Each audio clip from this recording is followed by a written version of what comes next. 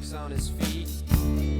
He looks up and gives me a grin and says, "Hey dude, you too must be from Marin." Marin County's A-OK, from Tampa Stinson all the way to MA. Fresh organic veggies in the market every day. The Dennis, Dylan, and W. This is the Run TMC podcast. That is the Run the Marin County podcast, a podcast about basketball based in lovely Marin County, California. I'm Duffy Ballard. I am your co-host. This is season 3, episode 7. And with me via Riverside this morning is Coach David Levine.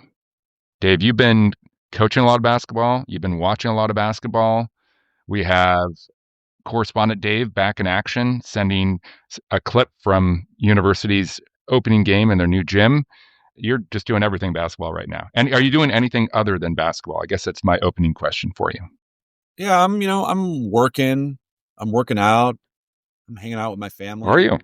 I'm walking my dog every now and then. I can tell you're brushing your hair occasionally. It's not a good hair day. I had a bad. My team actually told me I had a bad hair day yesterday. I thought that was uncalled for. But yeah, all is well. This is a fun time of year. I did indeed head over the bridge to the city to go to the new university, to see the new university facility, which is awesome. And I saw them play Redwood, our friend Tom Poser and Jay DeMaestri, who we will hear a bit more from shortly. But that was fun to see that game. And here we are. We're in the thick of the season now, Duff. It's good times. Yeah, and you've seen Redwood twice already. You saw them play last night at home, their home opener against Windsor, and they bounced back after a tough game against University. And apparently they looked great, especially on defense yesterday. Yeah, they put on a clinic last night against Windsor. Windsor's, a solid team, and Redwood just lockdown defense, great energy. I don't think Windsor got into the key in the first quarter. They were settling for outside shots, contested. So it was great to watch. And then I saw, the Branson boys had a nice win against Oakland Tech. I know Archie's had some great wins, as you mentioned. Duff, your Marin Catholic squad's got a tough tournament coming up, which will be great competition. So the Marin schools are out and about. And again, with the MCAL going to that single round robin a couple years ago, the league season is pretty short. So a lot of tournaments, a lot of away games. Yeah, for Marin Catholic, the first home game is not until the opening game of the Bambauer on December 26th. Yeah. So road games and tournaments before that. Good. This is a good segue into today's episode, which is super fun. Another great coaches roundtable. But first, Duffy, let's have a word from our sponsors. We are sponsored by Encore Custom. From the field to the gym and everywhere in between, Encore Custom designs high-performance team apparel built for athletes, coaches, and active communities. Each piece is crafted with technical precision, modern fits, and customizable details that bring your team identity to life. Shop their ready-to-wear performance gear online or in-store, or create custom designs made exclusively for your team. Visit www.encorecustom.com or stop by their headquarters at 891 4th Street in San Rafael, California, to see where performance meets design. Thank you, Neil, and the Encore Custom team for your support. We love you. Well done, Dave. And just an addendum to this, we have an online pop-up store with Encore Custom in development coming soon with a new fabric and a new design for our Run TM tees that have been a favorite in the community for almost 3 years now, Dave. Love it. Can't wait for the store to get live. Good work, Duff. The Run TMC podcast is brought to you by The Hub in San Anselmo, our favorite place to meet and eat and greet.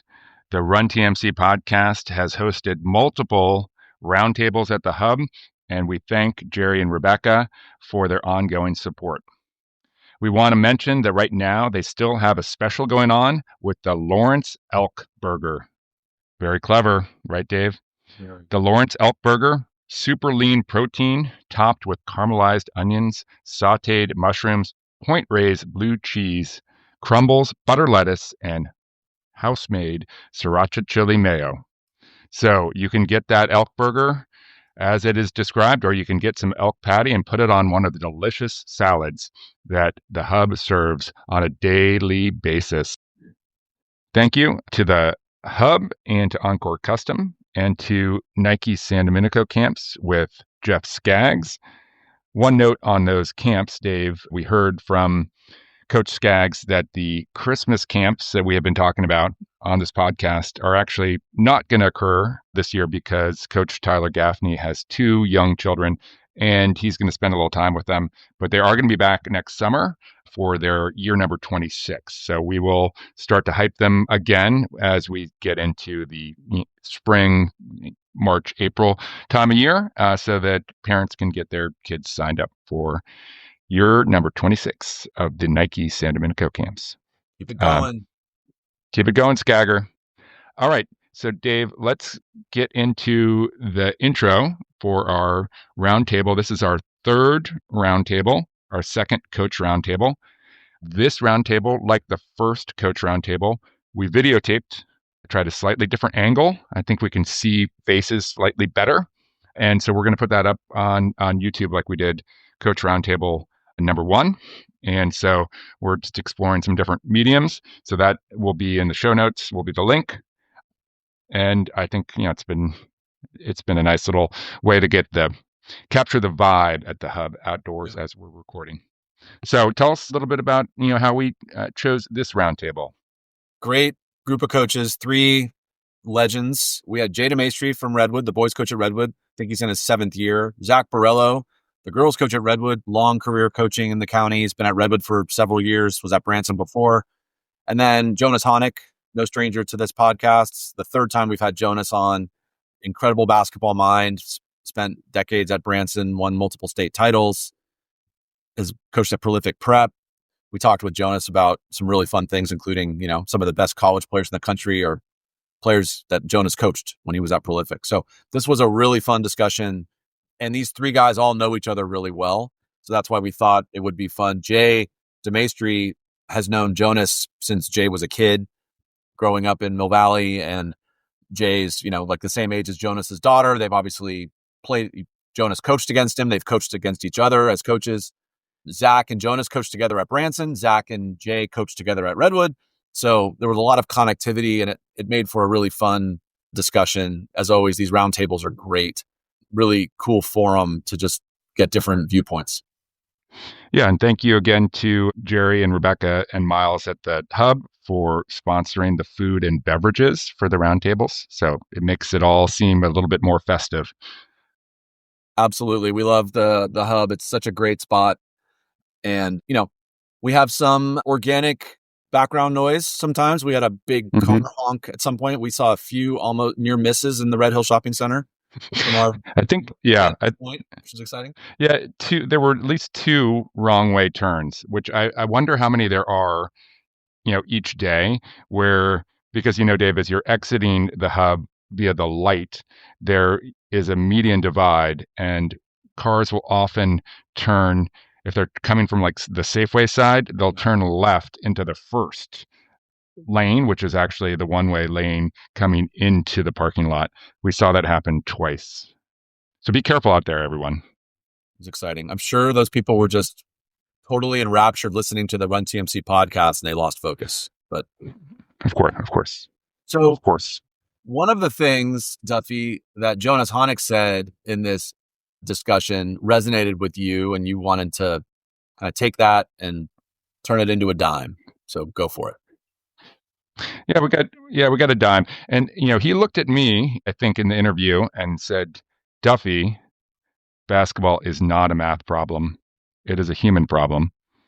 And I wonder why he said that. Maybe it's because all the conversation that I initiate about analytics and changing the way we do stats and figuring out a new hack on Huddle to get some additional information, make the team better. So it's probably a fair comment that was directed at me, and I agree with it.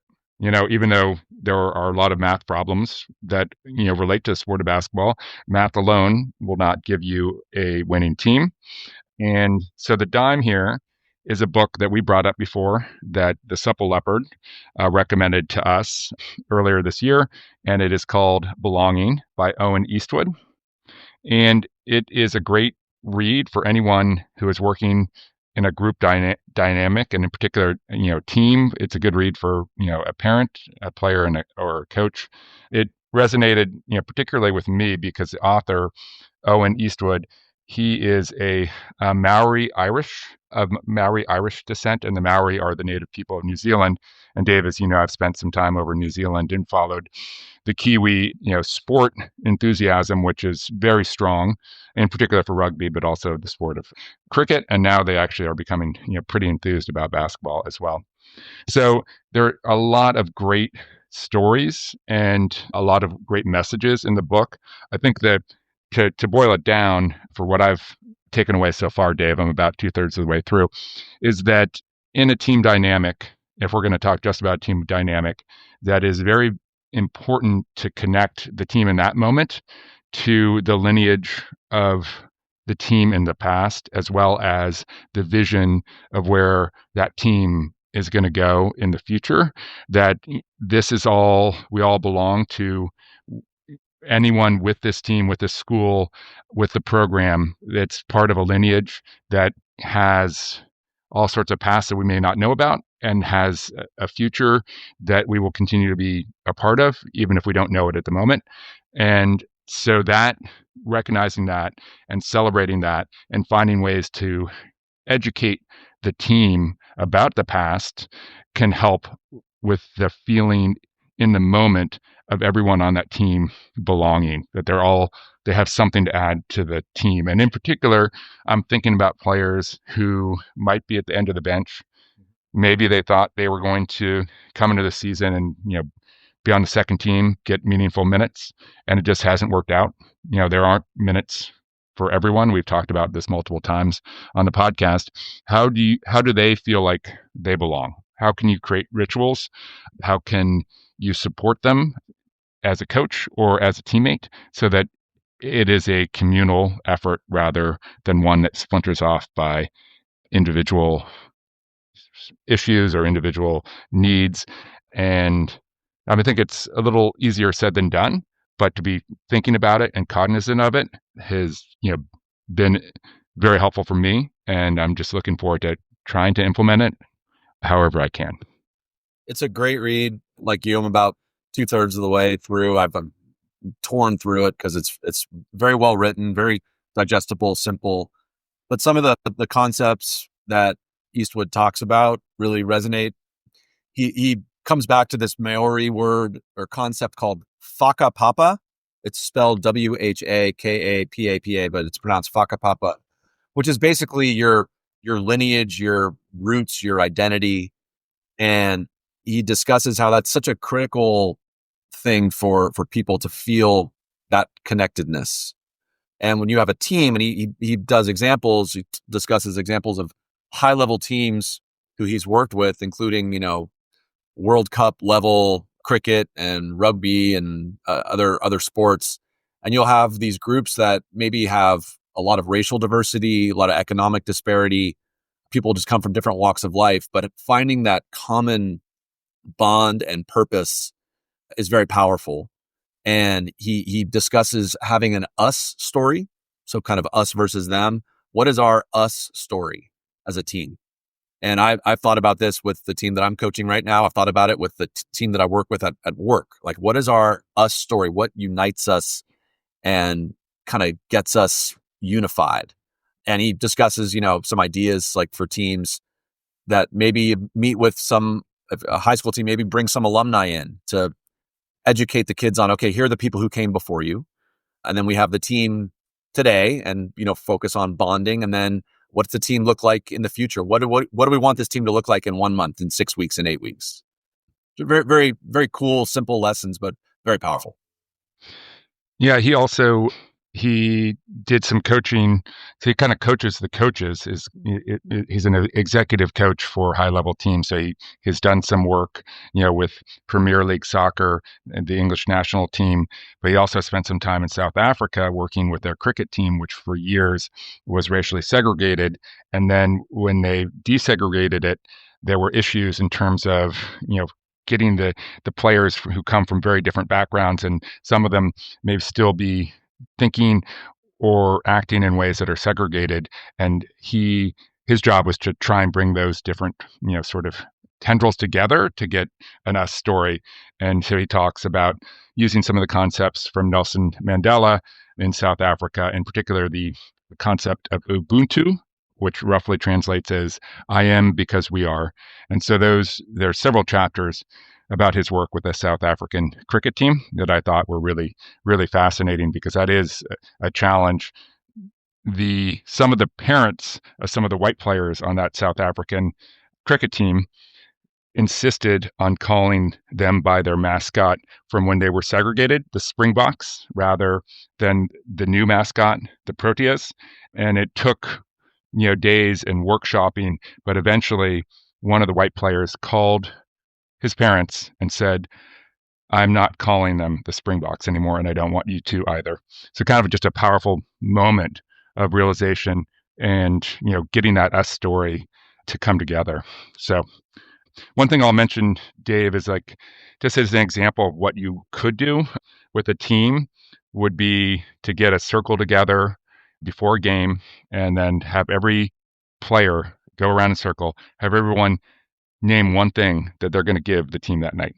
And so even the guys or gals who aren't playing, they're still going to give the team something that night. Is it going to be, lifting people up when they come off the bench? Is it going to be tracking some stats? Is it going to be, giving a suggestion to the coach at the right moment? So everyone has a role to play. It's great. And our listeners, Ubuntu is a concept we've discussed in previous episodes. We spent some time with David Hollander, the author of How Basketball Could Save the World and the professor at NYU. We talked a lot with him about Ubuntu. Really powerful concept and message, obviously used by Doc Rivers with the world champion Boston Celtics back in the day. That was kind of their team motto. It's on the championship rings. I didn't know that. Really cool. Yeah. Great. So one note for listeners: if you do travel to New Zealand and you see there are a lot of places there, a lot of towns and cities that the names start with a WH, and that is always pronunciated with an F. So it doesn't look like an F at all. But if you go to a place WHAKATANE, that would be Whakatane, Dave.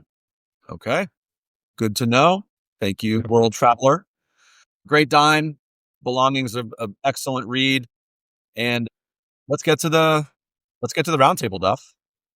Let's do it. This was great. Appreciate Jay and Zach and Jonas. Jonas just continues to be just a resource of basketball wisdom on an almost daily basis. So I appreciate all three of them, and we hope to have them back on some point in the future. And then we actually had a bonus visit at the end from KK, our friend KK. Oh, right. Yeah. Because me and KK were meeting to discuss Huddle.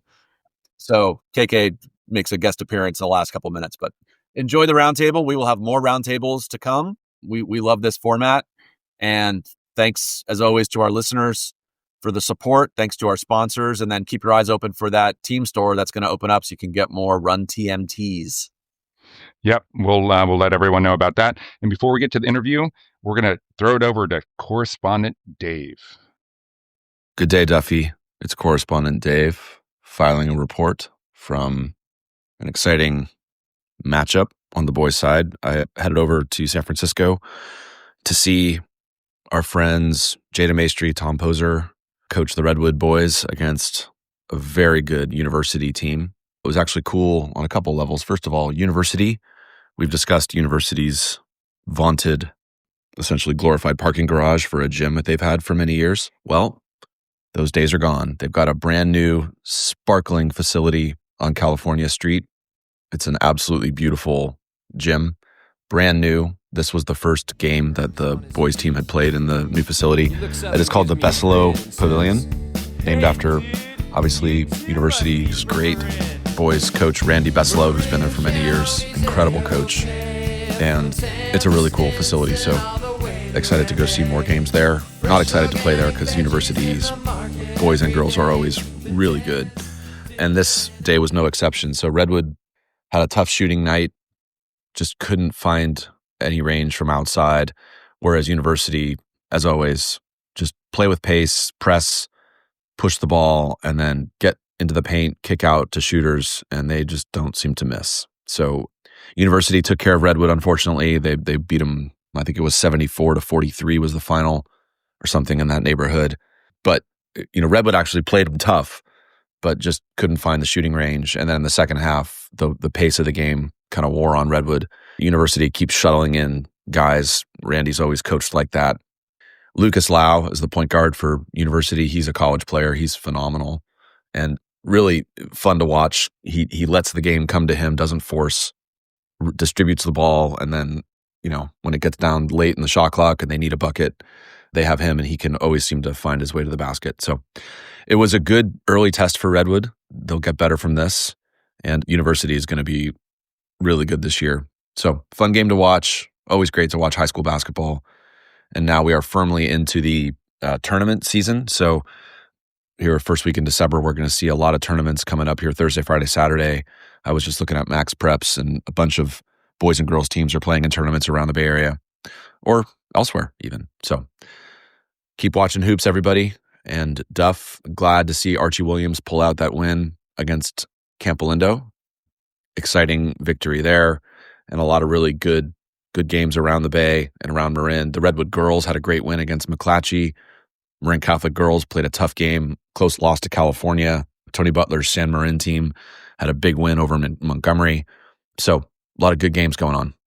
This is correspondent Dave saying bye-bye. Welcome back to the Hub. We're excited to have our second Coaches Roundtable, our third overall roundtable, even though, shout out to Tony Butler, we are at a rectangular table. We have an esteemed group of coaches. I'm going to let them introduce themselves. Should we go in order of, do you want to go by height? Do you want to go by age? What do you want to do, Jonas? I think we should go by good looks. By good looks. Good looks. Yeah. Okay, so I'm going to go first. So we're doing good looks. Okay. Go ahead, Jay. Hi, I'm Jay DeMaestri. I'm the boys coach over at Redwood. Been there, I'm starting my 7th year. And where did you grow up and where'd you go to high school? Grew up in Mill Valley, went to TAM. Again, so me and one of the other guests, he always allowed me to come to his summer camps over at Branson, and we've been connected for quite a long time. But yeah, local, born and raised. And were you a basketball player, Jay? Were you a pretty good basketball player? These are leading questions. Yeah, a little bit. Played at TAM. I did the old school, 1 year of freshman, 1 year of JV, 2 years of varsity. Played 2 years at Monterey, transferred out to the University of Hawaii Hilo, and was fortunate enough to play a couple years overseas. And I've heard that you were quite the player. Yeah, that was all right. Let's go to another great coach, a great player who has less hair but is equally as attractive. Zach Borello, varsity girls coach at Redwood, going in my 5th year. Played last night, great win early in the season, so it was a good start. And where did you grow up and where did you go to high school? I grew up about 3 minutes from here, Fairfax. Went to Drake, now Archie Williams. Played 1 year freshman, 3 years varsity, started as a sophomore. Beat the guy to my left a couple times. Yes, you did. And then after I got out of high school, that's when they got good. But yeah, I had the pleasure of playing for Doug Donnellan at Drake. And some of your teammates at Drake, people might know them, like Alex Pribble. Yeah, he's pretty famous. It's pretty good. It's pretty good. You guys had a good squad. All right. Yeah, Brendan Lang, Yep. Peter Elliott, You're Alex Pribble, Brian Fleming. Yep. Still a lot of guys I talk to this day. So it's Awesome. fun. It's fun sitting about 3 minutes from here. Yep. Beautiful. All right. Well, welcome. And Okay. the Pribble cut is still the go-to play, right? Under 3 seconds. The classic. The Pribble cut. You remember that? Okay. I was in the Come game. on. You were in the game. Yeah. We just put that in yesterday. It's an awesome play. I'm telling you. Really, MC's gonna draw that one up. You got to go with it. You got to have Yeah. some friendly officiating. That's still on YouTube Well, somewhere. okay. So that was Larry Moyer. Oh, He here we never go. saw anything. Jeez. Okay, our last guest, last but not least. Go ahead, Jonas. Okay, Jonas Honick. I coached for quite some time at Branson. Before that, I was in the East Coast at a boarding school called Choate. I grew up in Western Pennsylvania, not too far from our the guy who was the prototype point guard or guard in those days was George Carl. He grew up in Penn Hills, and he was a couple years older than I am. But like everybody wanted to play the way George Carl played, right? A little crazy and dive on the floor, take the charge, make the extra pass, and be vocal. And then from there, I went to Harvard. I played at Harvard for 4 years, and I played for Sat Sanders, who's Hall of Fame Boston Celtics 16, and Mike Jarvis, who had a really good career in Great Division coach. I. Yeah, Absolutely. Really, both of them really good coaches. Boston College, right? Was it where was Boston University? BU? Yeah, he was there first, and then he actually was at George Washington That's right. and St. John's for a short period of time. I was going to send you this. So you were contemporaries with Don Nelson. Yes. You were friends with Nelly. I remember. Yes. I remember, like at our Branson camps, Nelly used to come to our camps. There was a thing I saw. Somebody was telling a funny story. I think Mitch Richmond was telling a story that the Warriors were playing somebody when Nelly was the coach, and Nelly told him it was Olden Polonese. They were playing against Olden Polonese, and he said, I think it was like Mike Schmreck or somebody, like, you got to foul him. Kind of like you told me when we played Darnell, like, you got to foul him. Foul him every time he touches it. So the guy didn't foul Olden Polonese. Polonese goes for 30, and the next day at practice, Nelly had this guy run straight for 45 minutes, and then after practice, he cut him. I was going to say he probably cut him. Wow. Yeah. But he had him run before he cut him. I won't say it, but that's just, no, Nelly had that. God, That was that's your He buddy had that Nelly. side. Okay. Yeah. it Well, happens. awesome to have you guys here. Thank you for joining us here at the hub. Okay, so Zach, you made mention of this. You guys got a nice win last night. So we're firmly into the season now. We're still early, but we're firmly in now. Regular season, we've been practicing for a couple weeks. How do you guys approach the season? Do you look at it like it's 3 seasons? You got a preseason, you got league, and you got postseason.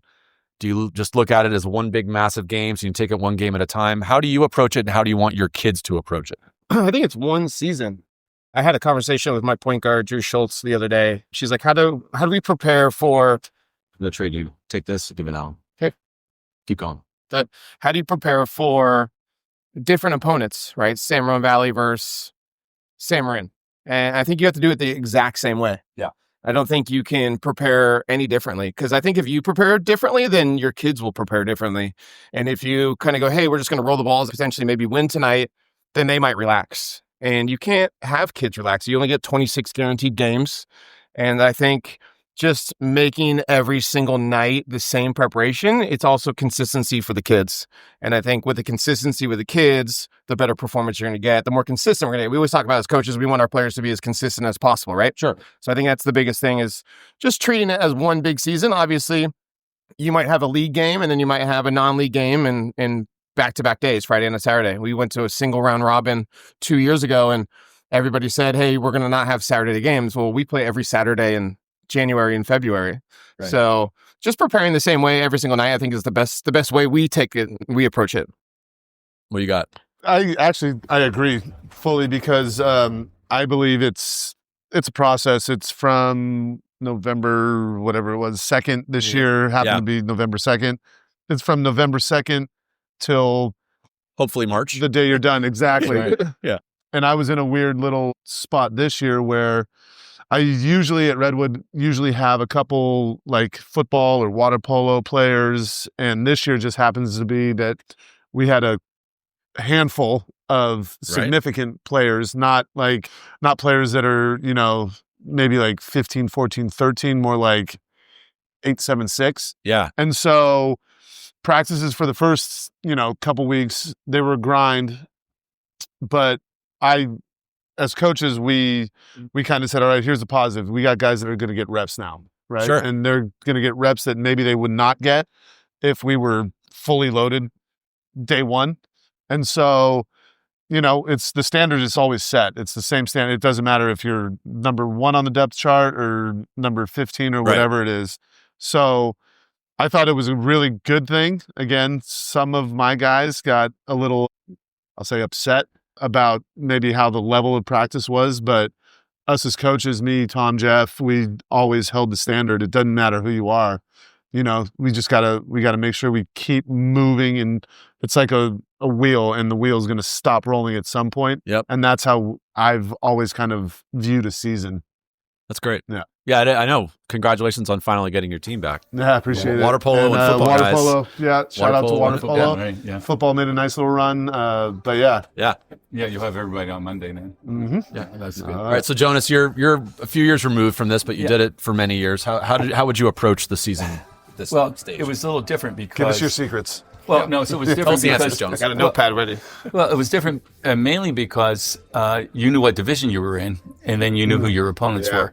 And then you also knew who you were going to play against in the postseason. So I think our last year in 2008, Oliver McNally's last year, I knew we had to get through a couple big kids. And so day one, right? You're prepping for that. We're prepping for that because we kind of figured we're going to, we'll be in the D1 playoffs. D3, D5 playoffs. Sorry. And so we practice double teaming the post and rotating out and getting the ball out of their hands. And, by the end of the year, we were really pretty good about that. The other thing you had to do back in those days, and I'm not sure how I would play that now.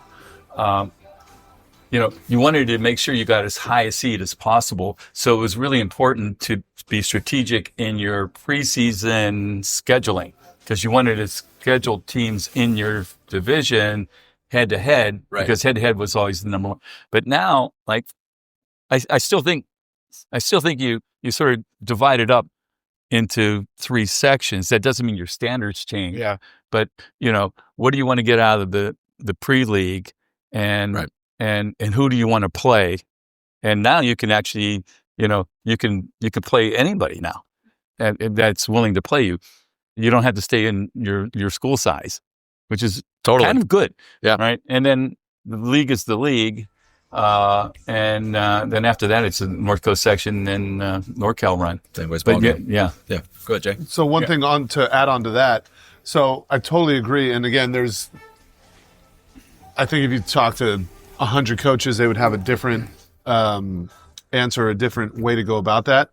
And it's like, so I'm just using me as an example over at Redwood.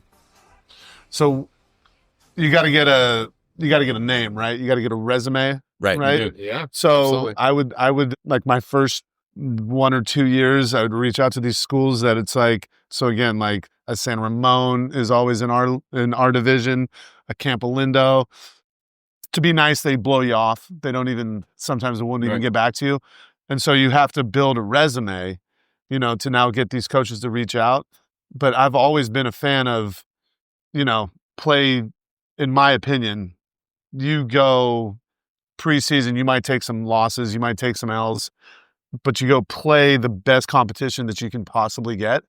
And then that, in theory, should set you guys or set your team up for, that long playoff push, instead of again, some coaches call it stacking wins, all that. Especially now, like Jonas said, it's kind of a toss. You don't know. Yeah. You back in the day when me, Zach, were going to high school and Jonas was coaching, you could kind of be like, okay, you're playing X, Y, and Z. You knew what was ahead of you. When now it's, kind of a whole, and again, I'll use me as last year. It's like we went D1 NCS and we were playing above our division, but I've always been one. It's like, don't get me wrong. I want to win an NCS title, but I want to win one. I want to win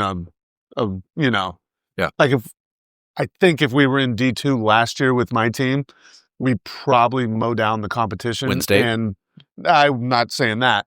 I'm saying NCS, but we were playing D1. We were treading water, and we had a good team, but I thought you could win the league and then have a road game in NCS. 100% being played. I'm just like, seriously? That happened to me last year. Yeah. Right. And in NorCal's as well. Right. Yeah. We won league and when we got to NorCal's, we were the 6th seed. Right. On the road. So you're on the road. Yeah. That sucks. Sorry. I mean, I think it was a couple years ago when we all won NCS, right? Yeah. San Domenico, Marin Catholic, Redwood. We Same thing with were us. all on the road. We went to Vanden. Oh. Duffy, I won't talk about it. But I have to drink every time I talk about that. I think it's an imperfect science too when it comes to scheduling. But right? it is interesting. Right. So you two both, I mean, so Jay and Zach on your Redwood teams, you respectively both schedule really tough. Yes. I mean, I'm looking at both your schedules. You're playing really, really good teams. Now, you both have the benefit of you have really good players. You've got a great program. So the counter to that, the question is, what does that do to your players' confidence? If you guys are playing, Zach, you're playing San Ramon Valley and Carondelet and all these really, really good teams, you're getting better, but you guys are let's say you lose some of those games. How do you keep your kids' confidence up? I meet with my kids before the season starts and ask them who they want to play.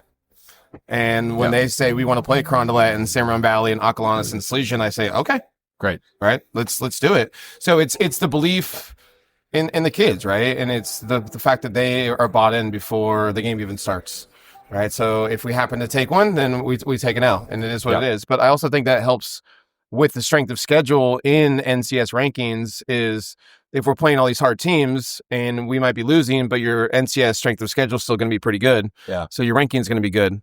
And I want to play the best. I mean, I think to be the best, you have to play the best. I think I learned it from Jonas, right? And different angles of what teams you want to play. Yeah. So as your teams got better and more athletic over the years when you got rid of kids like me and you started to get some real players, your schedule would get a lot tougher. I mean, because we played tough teams back, but of course we were playing a D5 schedule. Yeah. How would you approach that? So we would go over to Berkeley and and do that. We went up twice, I think, to Gridley back in the day, and that really helps. And then what happened was, as we got better, I scheduled one D5 tournament, the one up in Anderson Valley, and you had to have some certain amount of D5 wins, and then we would go wherever we could the next week, the week after, and maybe over Christmas or something like that. Yeah. So what do you guys think of? I mean, so Max Preps now is kind of the source of truth of everything, right? Right. And it's, I don't know. There's mixed feelings about that. And how do you guys feel? Do you manage your schedule and approach to kind of maximize your Max Preps rankings, or does that play anything into the calculus, or kind of is what it is? I don't. And maybe I'm an idiot, which is fine because I've been called worse. But again, I'm going to go back to the last kind of question. Jay and I have a lot in common. Well, like I said, I've known him for a long time. Yeah. But no, I kind of, again, with me being 7 years in, and I've had some success, and my teams have represented Redwood in a positive way. We get asked to these tournaments that we're playing teams that sometimes people would say are out of our depth. A couple years ago, I think it was Jake Vasquez's junior year, we're playing Clovis West at this showcase, and they were in Max Preps currently ranked 13th in the state. Yeah. And we beat them. And so, me and my coach, we had a great game plan. Kids, it was like the perfect storm of the perfect coach's game plan. Kids executed. Perfect execution. Yeah. Jake Vasquez, we moved him to taking the ball out. And so every time the ball would bounce around, he'd just walk around and get the ball, and we had the lead and kill the clock. Yeah. And then one time somebody, a kid from the other team, threw the ball to him to take it out as they're trying to come back. And he just kind of let it go and was looking around. Everything was the perfect game plan. And so I've always went off, we want to be the best, play the best. Yeah. Again, we're a D2 school, so we're bigger.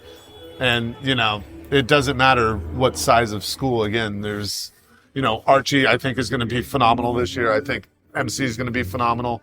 Branson's always Branson. Yeah. And they're smaller schools, but it's you got to go out, you got to play somebody, especially if you want to do something special. That's great. That's great. Well, and when you do that, it's a measuring stick also for your players. You say, look, okay, you might be good in the county. Let's go over to the East Bay, right? Oh, yeah. Or even South Bay. Let's go see the long, athletic guards that are 6'6". And that's your measuring stick. You say, okay, if you really want these goals that you say you want, this is who you have to get. And this is how good you have to be. Getting your players comfortable with being uncomfortable, not just in who they're playing, but even where they're playing. Like playing in a hostile environment. I mean, I think that's hostile being, big crowd 100%. yelling at you, whatever, uncomfortable. Maybe it's a long ride. I mean, that pays such dividends.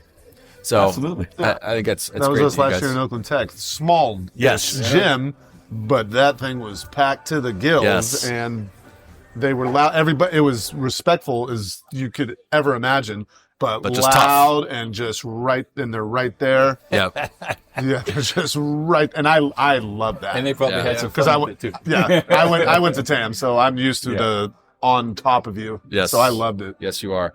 All right, Zach. New topic. How do you balance player development with winning games? Because you seem to strike a nice balance of doing that. You're developing great players and you're winning, but how do you prioritize player development versus winning games as a coach? It's a tough Practice planning, time of the year, what's the schedule look like for the week? Are we preparing for a team? Do we have 45 minutes for skill development?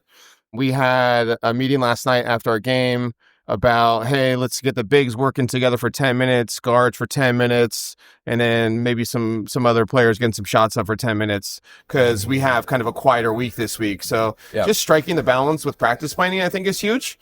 I think asking the kids, like, all right, what's your jump shot feeling like? How you feeling? Like, maybe we can do 4-man shell for 10 minutes versus 15 minutes today or whatever it might be. So just striking the balance between making sure that they're feeling good and feeling comfortable about it and just making the conversation there. Yeah, that's great. I have a question. So all of you have coached college players. You, Jay, you had a guy last year who was pretty good, who we're now watching on TV. So to what degree does, what would benefit TT in college versus what would help your Redwood team? How do you balance that? Like when you're coaching a kid who's going to play in college or has aspirations, how do you, and I'm curious for your perspective too, when you had Oliver and other guys that you had to play college ball, like to what degree are you preparing them to play at the next level versus, okay, we got to beat University tomorrow, so here's what I need you to do against University. And maybe that's not exactly what you're going to do next year at Harvard, but I'm up. You're up. Go, Jonas, you go first. I don't know. And then you answer about I don't know TT. if you actually do anything different. I mean, I was going to say the same thing. I think what you're really doing is you're trying to prepare your best player to be a good decision maker, which will carry over. I mean, learning how to be a good decision maker in high school is really important. Learning how to push through fatigue in high school is really important. Learning how to lead a team in high school will carry over. So the demands that you are asking of your best player should be able to carry over and get them ready for college. And that means also demands in practice.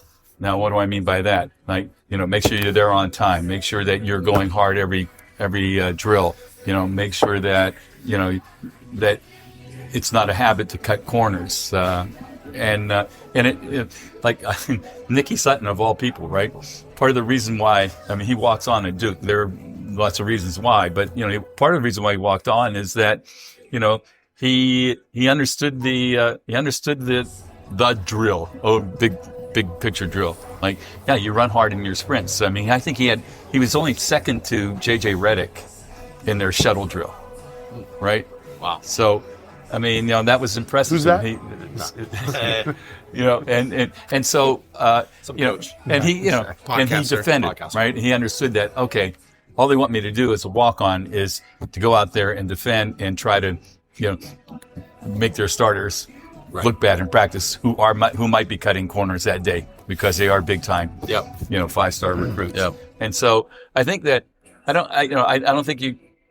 think if you do it right and you are teaching all your players really how to play the game and make good decisions and understand game situations, I think that just carries over. My turn. So obviously last year, very odd situation. Got a transfer. He was, everybody knows who he is. And he came in. So real quick story before I answer the question. So the first time I heard that the transfer was, first of all, complete and he was enrolled in Redwood, obviously then he snaps a text off to me asking to get shots up. I'll meet you at the gym at 6. So I go down there. He was really, really, really good friends with a bunch of my players, Noah Tanaka, Brendan Woodley, all that. And so like all of them are in the team room. We're just kind of talking. They're going to get shots up on the shooting machine. All putting their shoes on. And Noah Tanaka, who was senior last year for me, he goes, "Hey, new guy, go set the gun up." And the gun is the shooting machine. And so in my head, in the moment, I'm thinking, well, this. I was like, TT's going to Cal. He's already set up. He's, basically staring down player of the year, all that. And I kind of was shocked. And then TT like sped up, put his laced his shoes up, hopped up, went out, set it up, came back in, said, "Hey, it's ready. Let's go." And that was the first time, because I knew who he was. I didn't know who he was, if that makes sense. Yeah. And that was I personally, I couldn't believe it, because I don't think I was that good of a person when I was in high school to do that. And when he did that, I was like, well, now this is different. So I've heard that about TT, and I've heard that about, a good number of players who have been really successful in high school and then went on to college. Good players, better people. Yeah, absolutely. And that's it's like, it's the stereotypical, like, you're the good athlete, so you got to be the kind of dick. But it's like, it's the ones that are not. Like, I mean, Jace was a great person. Yeah. Jake Vasquez was a great person. And they're all, and you look at, let's use those three. One's playing D1 Notre Dame lacrosse, one's at Colorado State, and the other's at Cal. And they were not on the court. Sure. Again, it's right. I was a player, right? I always would flip into a different type of person, but of course, it's the off the court. It's like, there's no reason to keep that stereotype going, in my opinion. But it was a pleasure. Yeah. And looking at Jokic and Wembanyama, and it's sort of like with TT, not in terms of player, they're inclusive guys. Yeah. No, yes. Absolutely. You can come into my world. Yes. Right. Both on and off the court. And Steph. Welcome to my world. Teammates love him. Yeah, exactly. Yeah. And that's just so important. And you have to have a lot of confidence to do that. Right. Yeah. I mean, there's, again, because TT knew, it's like he knew that he is this good. And it's like, why alienate one or two or three or four or an entire team just because of that? Right. And it's, I mean, like I said, I was shocked when that whole thing happened. But yeah, and then coaching him last year, it was like, again, it was last high school year. I told him from the gate, I was like, my job is to get you to wherever you're going, unhurt, uninjured, everything. Yeah. Again, I'm a coach where if we play certain teams that we just know, we're just better than, I tell my starters, I was like, you got one quarter, do whatever you're going to do, right? But you're done. Then you're sitting. Yeah. Yeah. And then shout out to my boy, Timmy Morgan, because he always says it. He's like, I held TT to 5 points. Like, yeah, exactly. He only played 8 minutes. He played 4 minutes, but that's fine. Yeah, exactly. I mean, and to piggyback on Jonas, right? I don't think anything's different between high school and college. I think we're preparing them for that with practice planning, film, weight room, the whole nine, right? I think that's part of the whole preparation. So the second they walk into a college, it's not unknown, right? The intensity of practice, the attention to details, like all that stuff goes into play. So then when they get to college, this isn't the shock and awe on day one, right? Conditioning, right? What it takes in the off season, getting shots up in the morning, right? Kitty White's a great example for that for me right now, right? She just signed at Cal State Monterey yesterday. And So she's in the gym every morning getting shots up, right? She's preparing her teammates for greatness, but she's inclusive as well, right? Yeah. She brings everybody into the greatness, which makes everybody around her great, right? And she's just one of many examples. Yeah, Especially I was around- our 3 programs. I could guarantee that. It's- Yeah, for sure. Yeah. Well, I was around. If you can't make it here, you can't make it there. That's for sure. Yeah. Water. What's that? Yeah, Carly Amborn played for me last year. Was playing at Stanford. Was the same kind of kid. She getting any minutes? Carly. She's getting a few. They're playing Lehigh right now. I bet you she gets in that game. Yeah, Yeah. She's getting some minutes, but So you know, that's physically, Carly Grayson right now? Carly Grayson right Can we now. get this on the TV? Yeah, I know. I wish it's on some ACC5 network or something. Yeah, right. It's interesting actually. Grayson's over there? Yeah. Grayson's at Lehigh. She's at Lehigh. They're playing Stanford right now. Nice. We went to a practice, and it was awesome to watch the practice. But it's interesting, you know, Carly's a great shooter, and this is a message for all the kids out there. Like, scoring is great, and she can score. What will get her minutes is like Everything else. Everything else. It's because everybody can shoot. Now she's really good, and she's going to get minutes eventually. I know it. She's got to get bigger, stronger. She knows that. But even just defending screens, like being as KK calls it, being a screen magnet is not good, right? So if you keep running into screens, that's an issue.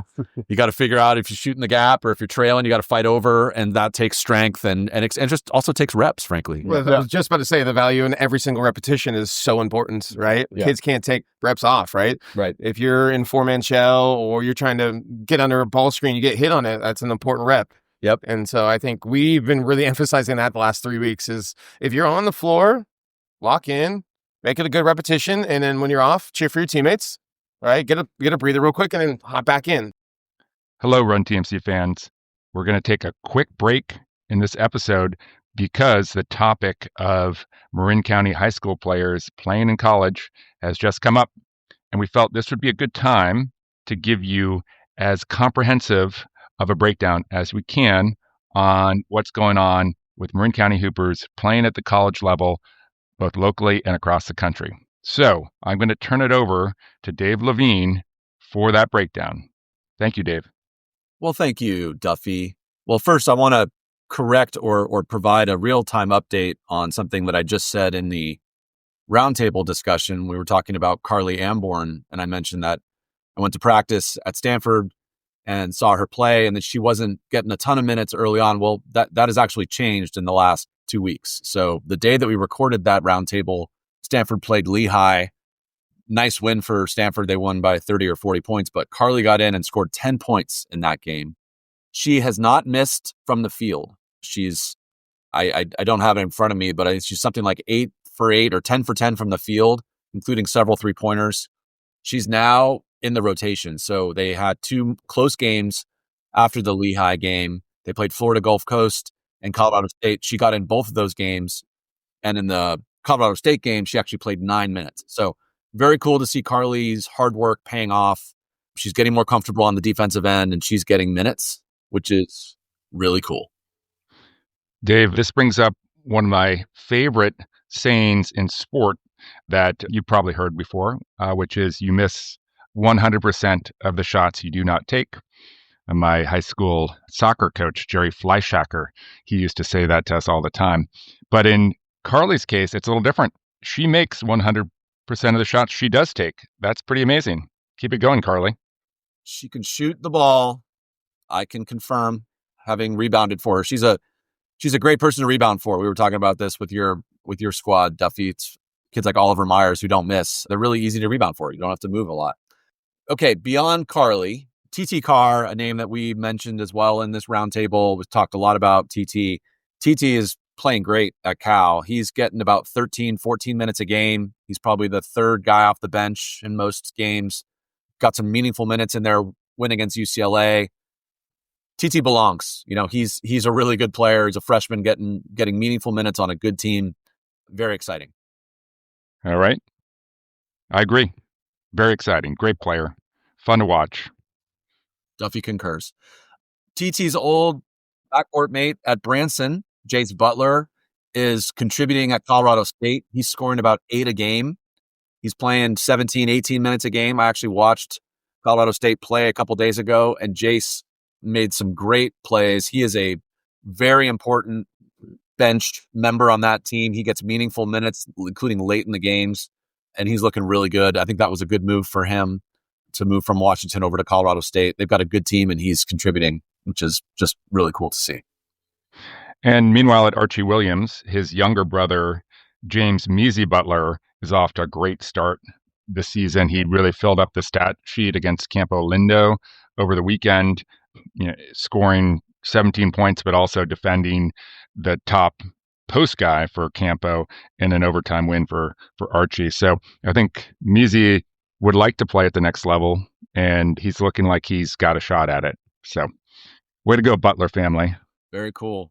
And then, we tried to be thorough and exhaustive. I'm sure we're going to miss people, but I'm now kind of focused on the D1 folks first, both men and women, and then we'll go from there. But Will Heimbrot, an old head from Marin, Archie Williams grad, great player for Archie, is playing really well at Seattle University. He's had some double-digit games. I think he's starting a lot of the time. So congrats to Will playing at the D1 level up at Seattle U. Archie's had a bunch of great players over the years, but Will's one of the best in the last, decade or so. Yeah, great kid, great player. My son Holden has had him as a coach at Falcon Camp over the summer. And Will really battled back his junior year. He had a really bad injury, missed pretty much that entire season, came back, had a great senior year, and then committed to playing in college, took a gap year. And it's great to see him performing at such a high level. Really cool. AJ Rahosi, Marin Catholic grad, played for Coach Saya at MC. AJ started his college career at Washington State with Kyle Smith. He then transferred down to a D3 school. I think he went to Claremont, and then transferred back to D1 to Stanford when Kyle Smith got the Stanford job. And AJ's getting great minutes for Stanford, and Stanford's actually off to a really good start. They've got an exciting team. Kyle Smith is a great coach. We've talked about him a lot. And AJ fits right in. And I was actually watching their Stanford game a couple nights ago, and Mike Montgomery, the old Stanford coach, was doing the color commentary, and he was calling out how he loves Rahosi's game, that he said it's like an old school kind of a bruiser, sets screens, very physical, really smart player. So very cool to see AJ thrive at the D1 level. And if he's open, within 8 feet, he'll shoot the ball. Absolutely. He's a knockdown shooter. Got an update on a few Branson grads. Joaquim Arauz-Moore walked on at Gonzaga, and he's on the squad. He actually hit a field goal in a game I saw on Instagram a couple weeks ago, which was awesome. He's played in 3 games with Gonzaga, perennial top 20 team. So very cool to see Joaquim. We call him Q. And then Finley Keefe and Miles Keefe from Branson. Finley is at Oklahoma. He's on the team.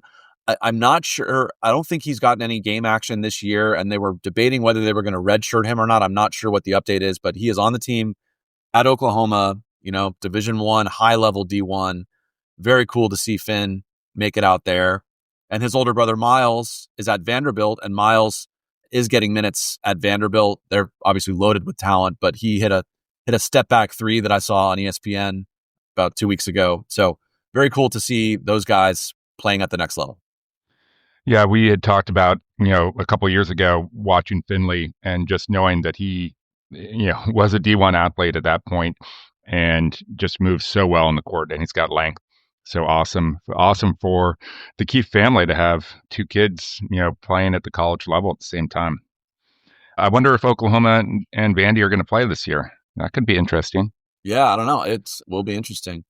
By the way, I did some quick Googling, Duff. Carly Amborn, 7 for 7 from the floor, 6 for 6 from 3. Wow. That's a pretty good effective field goal percentage right there, Dave. It doesn't get much higher than that. I don't think so. Yeah. Okay, a few more folks. Grayson Levet, Marin Catholic grad, played for Ashley Saya, is starting at Lehigh and playing great. She had a great game against USF. Again, she was fun to see Grayson and Carly battle it out at Stanford, but Grayson doing really well, enjoying her time at Lehigh. Izzy McFadden, former guest of our podcast, a star of last year's Marin Catholic State Championship team, is playing well at Denison, getting minutes. Avery Meyerberg from Branson and Olivia Sonins from University, both getting 15, 16 minutes a game at Amherst in the Northeast. And then also in the same neighborhood, Maddie Dayton from Marin Catholic is getting meaningful minutes at Wesleyan. These are all schools that are familiar to you, Duffy. Yeah, NESCAC. Beautiful. One more NESCAC update. Haley Ballard and the cross-country team, they finished second in the country, Dave. Wow. Go Eafs. Yeah, Williams College, Eafs, second in the country. Love it. D3. Haley's a beast. And then a few more shout-outs. Hannah Golan from Branson playing at Point Loma Nazarene. We've talked about her before. She's having just a great college career. She's a really good player. Layla Carey, who played for Tony Butler at San Marin, is starting for Cal State East Bay and playing really well. Keely Wright, another San Marin kid, playing at Southern Oregon, doing really well. And then we just got an update from Tyler Gaffney that Gavin Early is at Santa Rosa JC, getting some minutes, learning to transition to the college game. Gavin's super talented, as you know. You remember coaching him, Duff? I do. And then Jordan Great Washington, who was at Justin Siena, is scoring 20 a game for Santa Rosa JC on the girls' side. Great update, Dave. I'll go back to Grayson Levette real quickly because we talk about her a little bit in this roundtable. And she played with Haley for a couple of years in CYO, and you could tell even then that she was just a different player. The way she moved, saw the game, and could finish with both hands off, jump off multiple feet, left or right foot finish. So great to see her doing well. I believe I saw in the Marin IJ that against USF, she had 13 points, 4 rebounds, something that in that range. And she's just enjoying that small school, Division I experience. And then hopefully she's loving every minute of it. Very cool. So I know there are other kids out there who either we forgot or we didn't get updates on. So if you have an update on someone that's from Marin playing in college, shoot us a note. We'll give them a shout out. But since at this roundtable we discussed some of these kids, we thought it would be good to update. We're really proud of the Marin basketball community and these kids who have taken their games to the next level. It's very cool. Yeah. Thank you for suggesting this idea, Dave, and putting together all the research. And now we'll take you back to the roundtable. Enjoy. Right? All right. So to that point, let's talk about practice for a second. And then I can't wait to get to Jonas. Your non-negotiables. That's what we're doing. We're talking about practice. We're talking about practice. Okay, let's check. I did that for you. The game I love. You want to do your Jim Mora playoffs? Okay, Jay and Zach, Play the game to win. you guys have a huddle. You have a huddle camera up at the Redwood gym. Are you? Thank you, Duffy. Are you guys videoing? This is on video. All right. Yeah, we Yeah, can it's film. Yeah, we can do that. Are you videoing practices? And are you watching them? Sometimes it depends on what we're doing. It depends on, all right, we're going to go 5-on-5 live for a 5-minute segment, and I really want to watch it. So yeah, maybe I'll film that. Or I'll film the whole practice, right? Because I don't want to turn it on and off. Yeah. But maybe I'll watch that part, but maybe I'll need to watch the other parts of it. But we don't film every practice, but there are certain situations where we have turn the camera on and watch some stuff. Right, I want to see, am I seeing this actually in 4-man shell where you can't tell I like 4-man shell. Can't tell, are they actually on the split line or am I at a bad angle where I'm coaching? Can I see it from the film? I just want to double check. Right. Are my coaches seeing the same stuff? So there's value to it for sure. Yeah.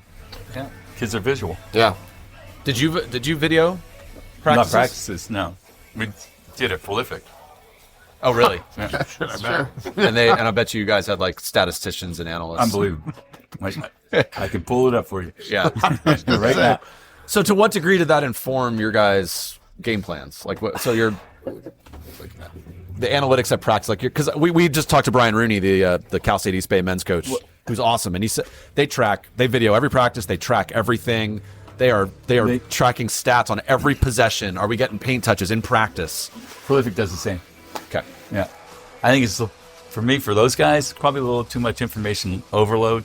And for a lot of them, it's going to go in one ear and out the other because, they're going to do their own thing. But they really believe in it. And there's value, Sure. I still, this is probably not fair to you, Duff. I mean, but basketball's not a math problem. I mean, there's mathematics involved, right? From just pure numbers and angles and all kinds of stuff. But to me, it's still a human problem as much as it is a math problem. So is your anti-Moneyball screed? Not necessarily. No. I mean, although I wouldn't tell my guys to be hunting getting fouled on threes, Even Right. though that's, That statistically is not a that really good anybody play. does. Yeah, exactly. But still, Yeah. But sometimes it's good to have information that we haven't gotten any paint touches five possessions in a row, Right. right? And you can show them on the film that no paint touches, 5 possessions in a row, and as a result, we really didn't get a clean look or a good shot off. And you want to know why we went 0 for 5, and they went on an 8-0 run on us. It's right there. So I mean, that stuff is really good. Yeah. Right? So to add on to that, again, not to disagree, I think that obviously I use it, obviously, analytics and then just the eye, right? So I think if you go, especially nowadays, if you go off one or the other, just strictly, like I'm just looking and I'm not looking at the numbers, or I'm just going Straight purely analytics. off the numbers Yeah. and not really looking and just like trying to plug and place guys that, so-and-so is 45% from the 3-point line and but can't play a lick of D. It's like, so there's, I think especially, again, high school, I mean, I can only imagine at the prep schools and at college, it's nowadays, there's probably a army of people there with their iPads, their numbers and all that. So then that's where I think it comes to the head coach, where it's, I need to be able to watch, and then somebody give me some kind of numbers on player X. Right. And then I see it and it's like, all right, now let me put player Y in there and see what happens. You know what I mean? So I think it's definitely you got to try to, as best as you can, marry the both of analytics and eye and see what happens. So what are those? Go ahead, Josh. So this kind of reminds me the legendary Al McGuire, right? Yeah. Marquette. Great coach. He didn't look at foul shooting percentages. He only cared about foul shooting percentages late game. Yeah. Right. Yeah. And so he sort of broke it down that way. Like, who do you trust? And of course, then he broke it down. He goes, "Give me the C student instead of the A student." They're not overthinking it. Right? I want the C student shooting those foul shots at the It's end of just the a game. 15-foot set shot. Well, we're screwed at Branson in that case. Right? Well, it's because of grade inflation. They're playing C students.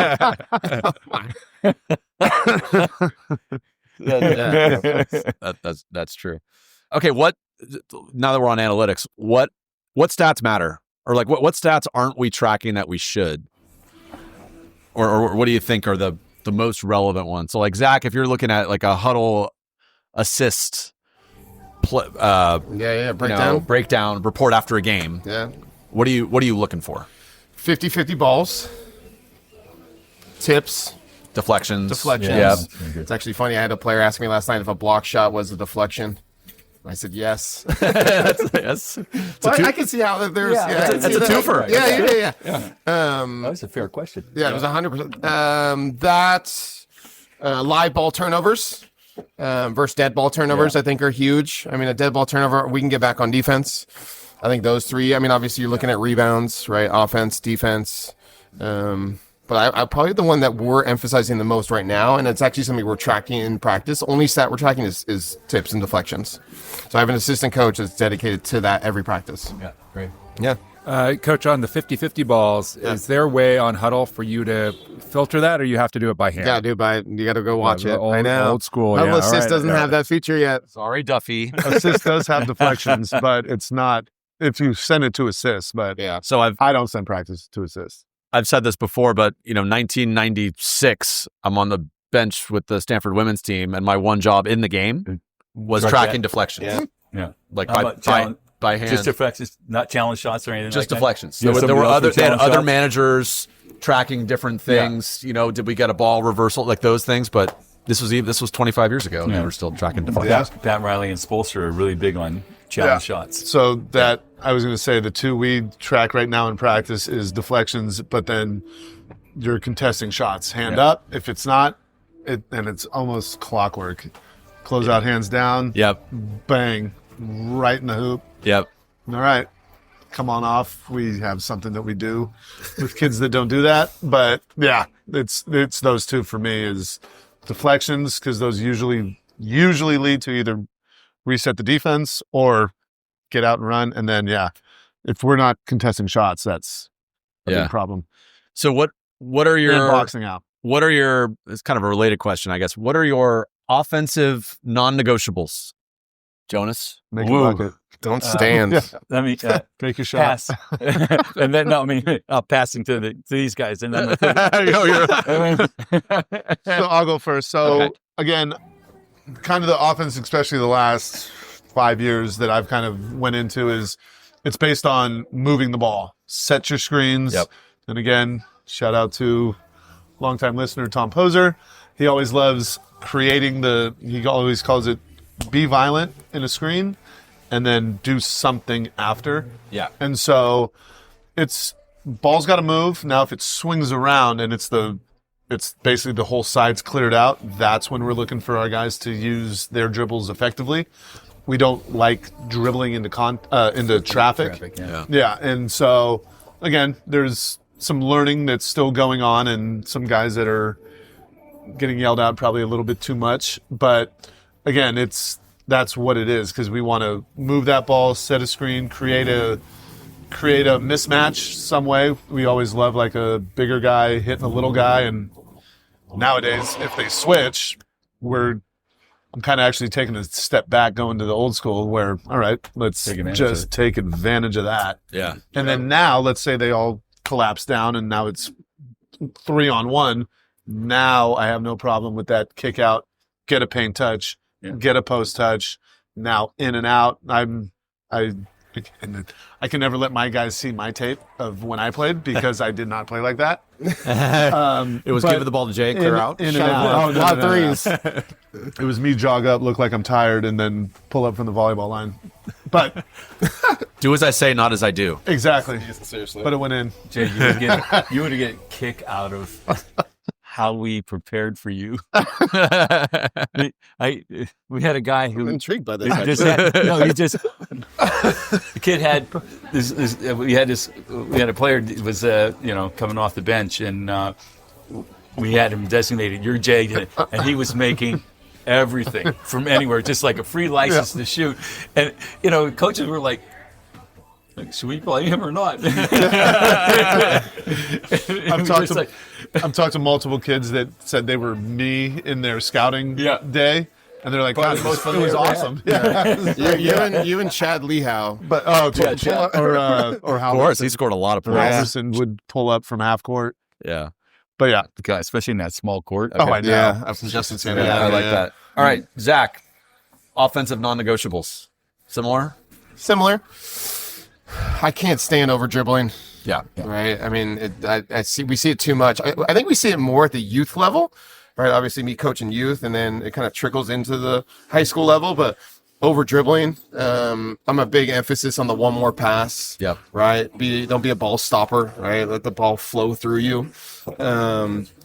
Off ball movements, huge. Don't stand and watch.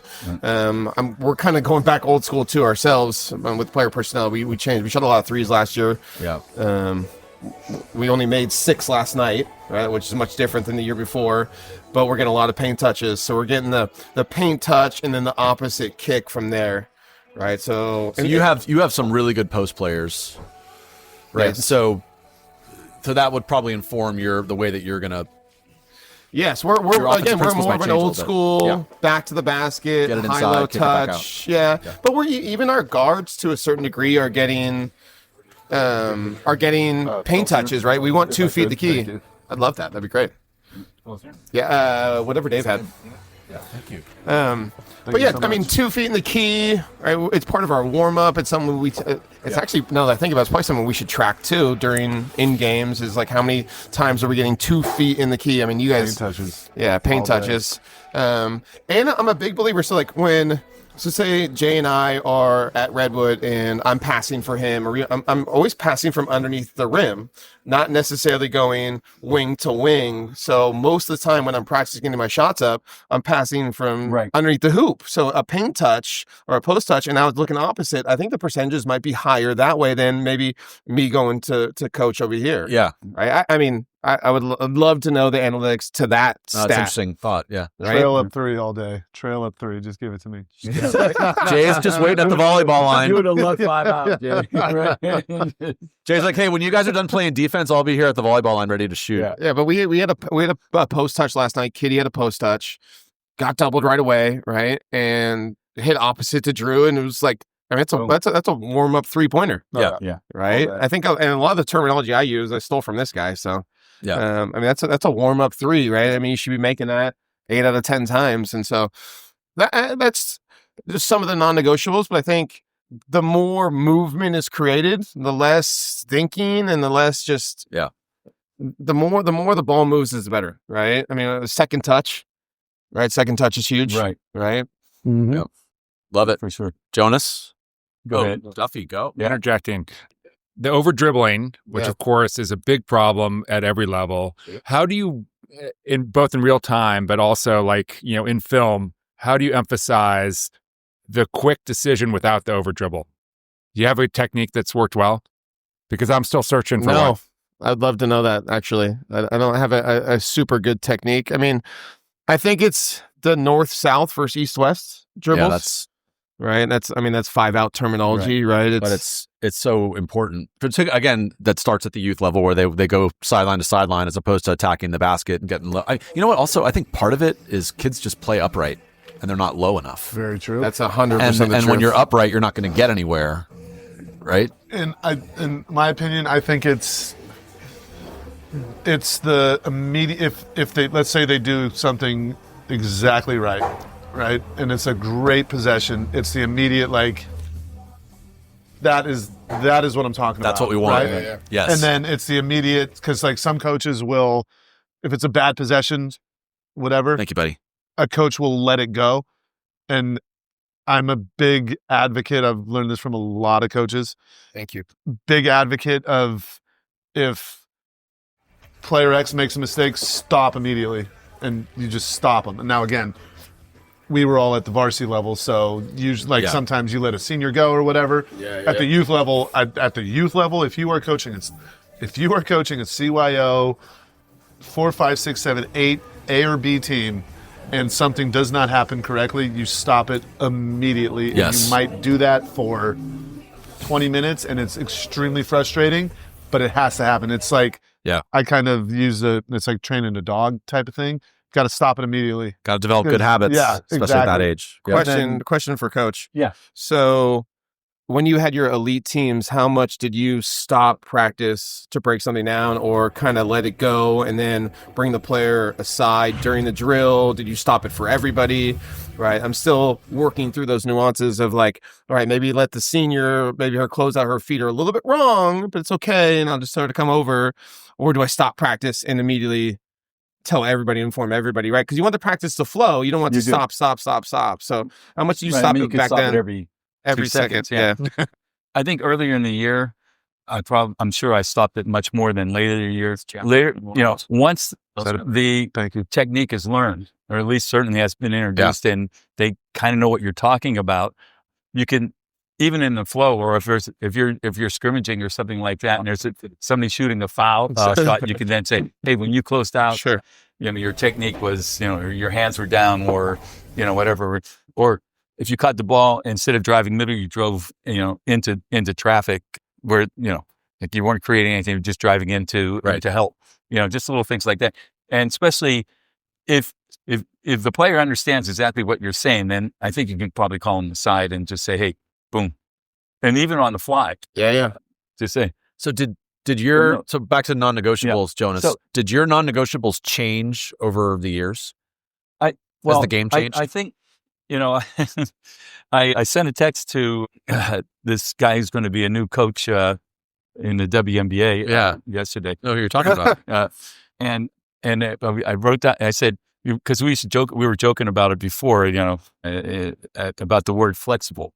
So what does the word flexible mean, right? I mean, you can mean whatever you want it to mean in a lot of ways. It's a flexible word. Right. So, but it's flexible within your principles, right? And flexible with Jay is different from flexible with you, is different from, so like you have to, you know what it means then, but you have to then tell your guys, exactly what does it mean to be flexible. Like, I'm going to give you decision making, but within certain, my principles of how I want you guys to play. So certain players, I mean, what I'm hearing you saying is kind of certain players have more leeway than others. I think so. And I think that's probably true on all levels. That's the old adage of, fair, not equal. Absolutely. Yeah. Fair, not equal. But Right. but again, if it gets over time, it can get kind of defined. And at the same time, you still have to empower those guys that you are kind of limiting a little bit. Like, you have to make sure that they have the confidence that, like, you have a shot clock now. So if a team plays you right, the wrong player in your mind is going to end up with the ball, 6 seconds or less, right? Or I say fewer, right? Fewer seconds, yeah. And I was trying to go, should I go coach talk or should I actually, should I say speak English, right? Maybe, coach talk. You did go to Harvard, so Yeah, I your know. So I grammar had to better go be on fewer. point. But anyway, so you have to then, if that guy's ending up with the ball, like maybe a certain left-hander for the Warriors ends up with the ball with under 6, you have to empower that guy to be able to feel confident that at least instead of what do I do with it, shoot it if you're open.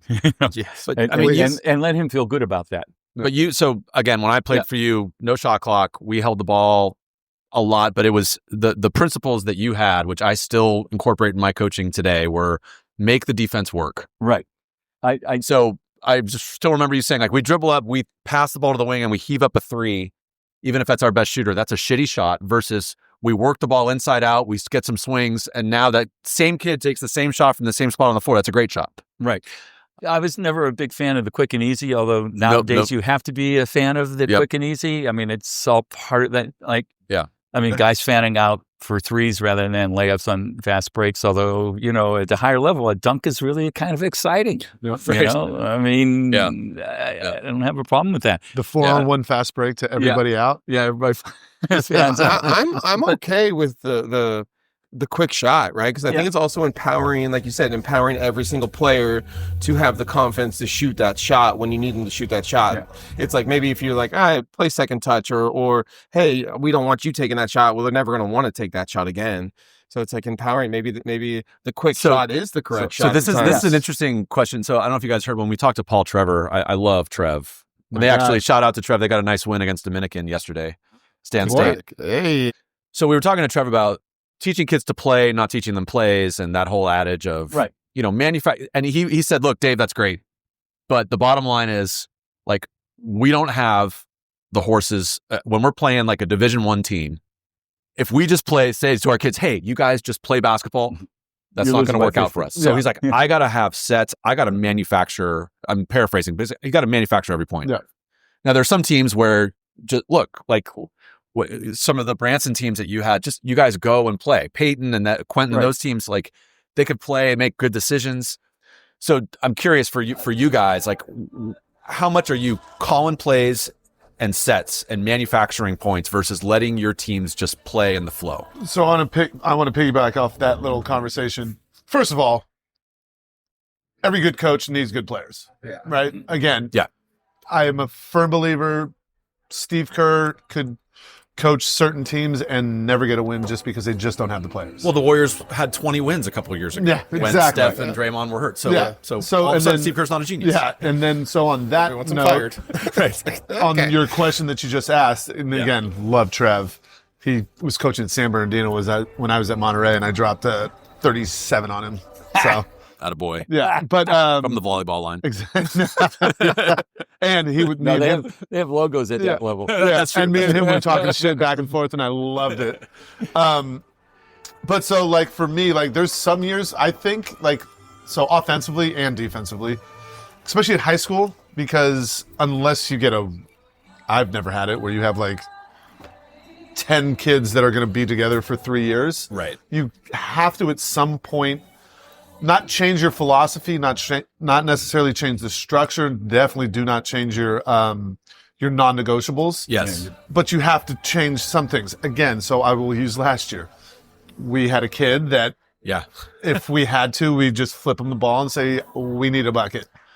This year, we're going to have to be a little bit more like run some offense, run it. No more but precise. Exactly. But everything's the same. Yes. And I always say, like, listen, first thing is, let's say it's a rebound.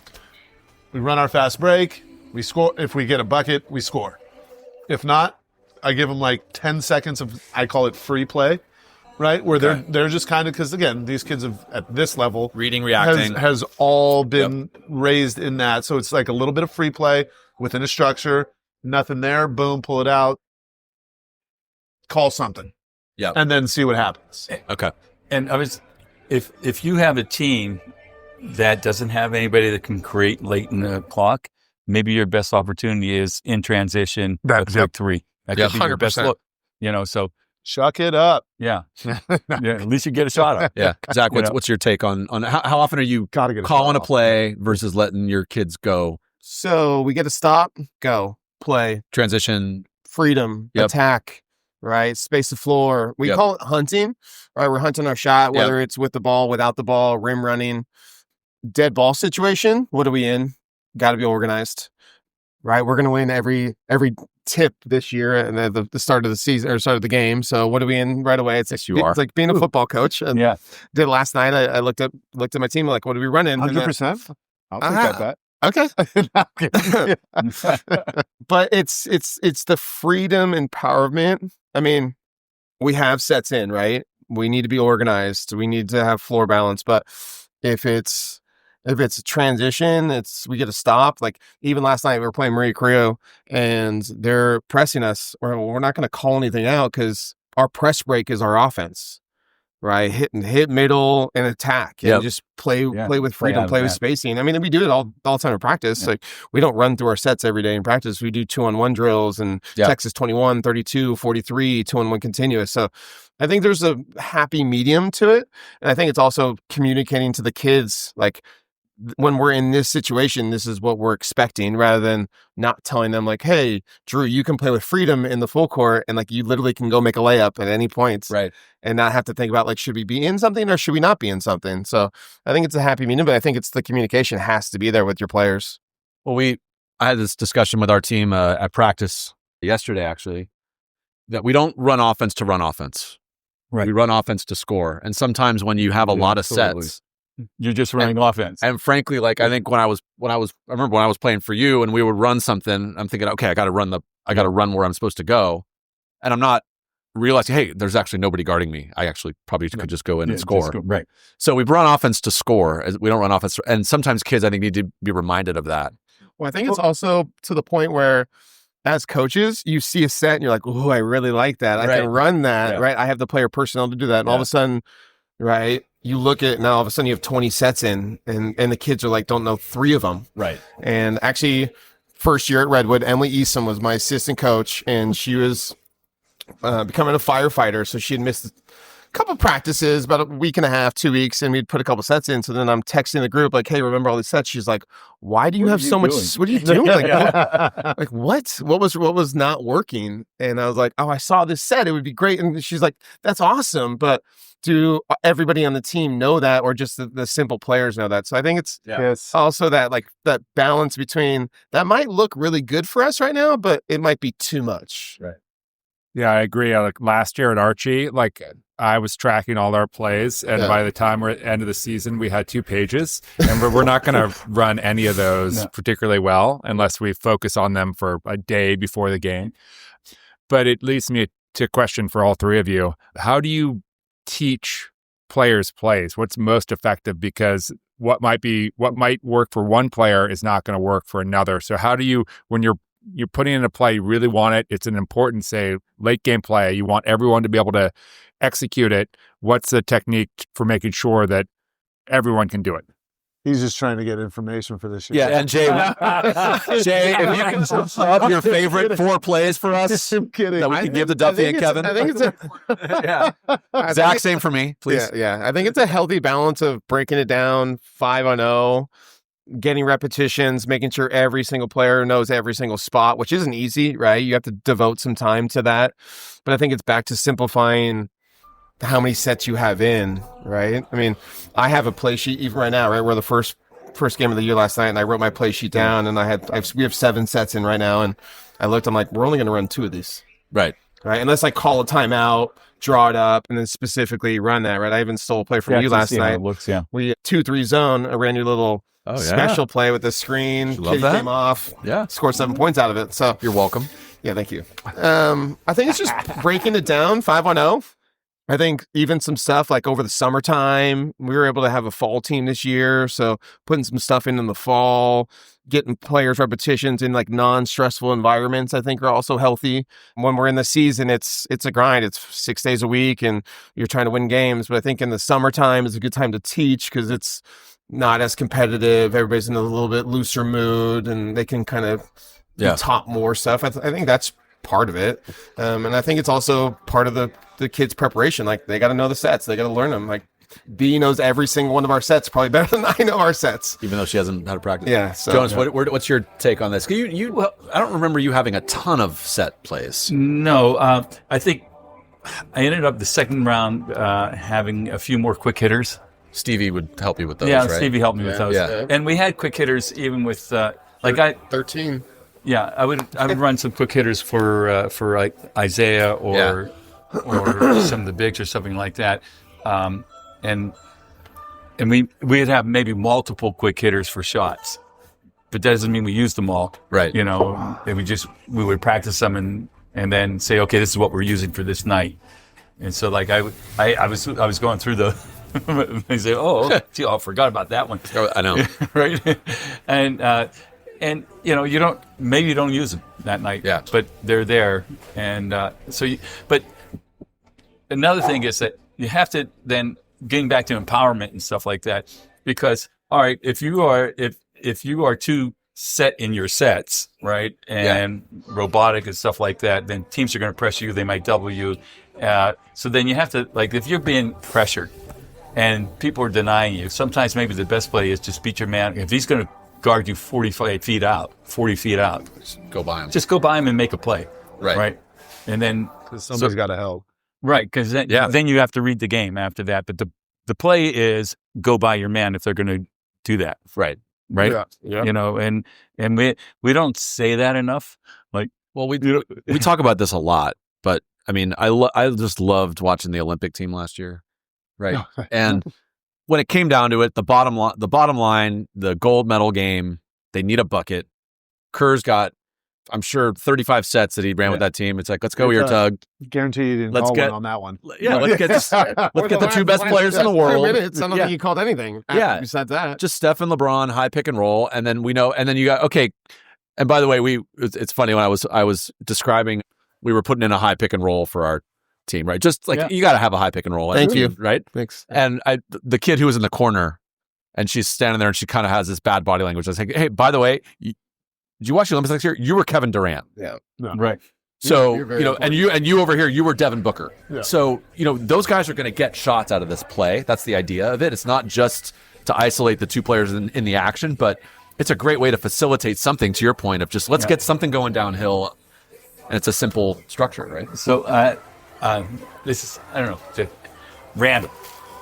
So speaking of point guards and having your point guard run things, stuff like that, I saw a headline and said that with the retirement of Chris Paul, is the traditional point guard done? I don't know. And I thought about it and I said, maybe that's not a bad thing. I'm just throwing that out there. Yeah. What do you think? Well, traditional. The word traditional always changes. Yeah, right. I mean, you know, right now, So I would say the theory being is the traditional a point guard. pass first point guard. yeah, and a ball dominant point guard. Yeah. Right. I mean, it's in high school you have a ball dominant point guard because they're not going to turn it over most of the time. Yeah. You know, I mean, if you have a good ball dominant. Yeah. Well, Right? so it makes sense. in a previous discussion, Jonas, you mentioned I like to use the phrase monoculture with the NBA, where there's something that becomes in vogue and everybody runs the same thing. The NBA was a pick and roll league for decades. Yeah. Until really the Warriors kind of changed the whole paradigm with the split action and the corner splits and all that stuff. The triangle too, right? That's a great point. The triangle was the first one, and then we should say San Antonio also. San Antonio then. Because isn't split action that the Warriors are running a version of the triangle? It's essentially the triangle. I mean, the way Kerr describes it, it's like a marriage of Phil's Tex Winter's the triangle, and then the Popovich San Antonio sounds pretty good motion, to me. which is pretty good. Now you got to have players who can execute it. I'll take that. Yeah. But you also have to have Draymond Green and Steph Curry and Klay Thompson and you got to have Andrew Bogut, who's one of the best Big Ben passers, right? Like you have to have players to be able to execute some of this stuff. High IQ players, which is why there's maybe somebody has a knee issue right now for the Warriors. But that's like I always love it in high school because certain coaches or some programs that are not the best, and then they're running like that Warriors stuff, and I'm like, okay, well, doesn't work. There's no Draymond Green up here at the top of the key with the ball, and there's no Steph Curry running off, and so it's like, I think I back to the topic about like sets and all that. I think a lot of times that coaches, I think we're all probably victim of it at some point, but we've learned it. Again, I use it's KISS. Just keep it simple, stupid. Yes. Totally. And then you have as coaches, you've never heard KISS? No. That's Jesus. Keep it simple, stupid. Yeah. I like it. But then you have your book of, so you have your set, you have your offense, right? You have a lot of looks, obviously counters, they switch, you slip, da-da-da. And then you have your timeout. All right, we need one. Here it is. But you obviously have to do that in practice. You have to rep it. So Jay, for Duffy and Kevin, can you draw up your favorite? I'm just kidding. I think Kevin has it. Probably does. Yeah. And again, I'm the old saying, every coach is a good thief. Yeah. I've stolen things. Rick Winter, I have a lot of stuff from him. Doug Donnellan, I've had the pleasure of coaching and playing against Jonas. Even as a player, I was always one watching and learning and thinking about what I wanted to do, and I take it all. There was a out of bounds play in a scrimmage we had last weekend. I was like, oh, clip that video and get me that play. And so, whenever anybody says, oh, this is my offense, nah, stop it. Everything is from somebody. Yeah, I got a funny story about a set. So we ran a play called Quick, which was we drove it to the elbow, flare screen. Yeah. And last year we're running it against Sam Marin. So Reed Nottingham was an assistant coach at Drake when I was there, and we're calling it Quick. And we might have run it 7 times correctly in the game, and Reed was sitting in the stands fuming, like, what is going to... So he came out after the game, he's like, I can't believe you're still running this. It's the simplest stat. It's just... And so we still run it. We call it something different. I'm not going to tell you what we call it, but... That's okay. But it's something very, very, very simple that's worked for 20-something years. Right. Right. Now I'm seeing different versions of how CalStars runs it. And you all know, you could have given your playbook to the opposite coach. They certainly knew what they we were know doing. that they know what I'm running. They know what he's running. They know it's like, but it's not about that. I could call it out. I scout every team I play. I hear it. I was like, here it comes. And if you execute it, that's why it goes, in my opinion, you do have to have a coach that knows what he's doing or knows what they're doing. Absolutely. And you got to have the players that can then execute it. But that's the beauty of that split action, right? Or any of those kind of motions where it's read and react. It's Jay, to your point, having players like, because, okay, we know this is coming. Yeah. We know the corner split's coming. Yeah. So how are we going to defend it? Okay. However we defend it, there's a counter. Yeah. Right? If we're doubling Steph, if we're fighting over the top, he's going to curl it, or he's going to, whatever. So especially because Kevin's at MC now, and so all my coaches, all my players are like, are we going to change the names of the plays and all that? I was like, no. It's like, we're going to run it, and if they defend you can't. There's always a counter. Right. I'm always a believer. There's always a counter. If they can cover the entire play perfectly, then we screwed up as a team. I'm also coming to the issue like, all right, so we're running a set. It doesn't work. What happens next? Right. Right. And then And especially a quick hitter, right? A quick hitter's 4 seconds, 5 seconds. Yeah, right. If it doesn't work, That's a play. Yeah. Sure. Yeah. Yeah. You know what I mean? yeah. So they counter that, and then it's like, what happens after that? Yeah. Right. And that's been kind of my issue forever is like, Jay's just going to shoot it. well, that's back to what I was saying. Like, just you need to have players that are willing, once you're open, shoot the shot. I'm going to ask this question for our listeners. What is the difference between a play and a quick hitter? A quick hitter is something to get a certain shot for a certain player right away. A set is something that's kind of more continuous that can last for 15 to 20 seconds. Like a continuous ball screen offense versus a flare screen, right? And I think that's all right. I'm gonna run quick for Jay 10 times. But I'm going to run circle that's going to get me, Jonas, and Jay all involved in an offense, and it's kind of continuous for a certain amount of time until you get the look you want. This is a crude analogy, but it's like a shot versus having a martini. Sure. Whoa. I'll take a shot. Was that deep? Yeah, quick, baby. We called it quick at Archie last year. Yeah, I'm sure. Yeah. It's probably in some archive and Gotta love the in the team room somewhere. Jonas, I have a question for you. Yeah, go ahead. The I'm ready for NBA game changed last year, right? Like the Pacers Yes. changed 100%. the whole complexion of the league. They made everybody realize, okay, you don't need to have superstars. You just need to be deep, balanced, and have a bunch of dogs who play hard. A lot of really good players, but So- not necessarily. Well, and a couple superstars emerged for that. Now you had Halliburton and a few guys who you need to have But there guys was who no can score. guarantee that Halliburton was going to be that player. Exactly. But Yeah. they made it all the way to the finals. Yeah. So how would you assess the current state of the NBA? You're a shrewd watcher of the game. Well, I think young and athletic is Long the way athletic. to go. Yeah. Those long Um, athletic wings. The Warriors looked a little old the other night. And I know they were coming off a 10-day road trip and stuff like that, but Yeah. they looked a little old, a little slow, a little unathletic, Yeah. maybe a little short. No. So a team like Detroit that Yeah. is very young, very athletic, And pretty physical. deep, and very physical. I don't mean- sleep on that team. No, I think they're really good. so that's The kind of Pistons? Yeah. they're really I think they're really freaking good. And so to teams like that, so that's different than where we were a couple years ago. Yeah, I think that's right. And there are just a lot of players in that 6'4", 6'5" to 6'7", 6'8" range. Yeah. There's just a lot of guys out there. Yeah. And you can and a lot of them can play. Yeah. You know, they may not be superstars, but they can play. They can knock down shots. Yeah, go ahead. And this is, it's the game, right? Right. Because again, I'm talking fans now that watch, I'll use Marin County basketball. Yeah. They're like, oh, nobody goes to the post anymore. Too many threes. The game has always changed and evolved. And it doesn't matter where you're at or what you're doing. If you can't evolve to that, then, I think you're going to get left in the dust. Right. Personally, right? Again, now if you give me a 6'9" kid, I will pound the post and pound the paint all day. Right. But I think that comes to, like, as a coach, you have to be willing to evolve. If you don't evolve, You have to evolve You're every left. year. I mean, Yeah. your Exactly. players You change a little every bit year. yeah. Right, look at my team. I mean, we've changed so much in 1 year, right? Less threes. Yeah, more- you went from a 3-point shooting team to now you're going to be, old even school though Twin the player Towers. personnel didn't really fully change, right? We lost a couple seniors, but I Yeah. had those players last year.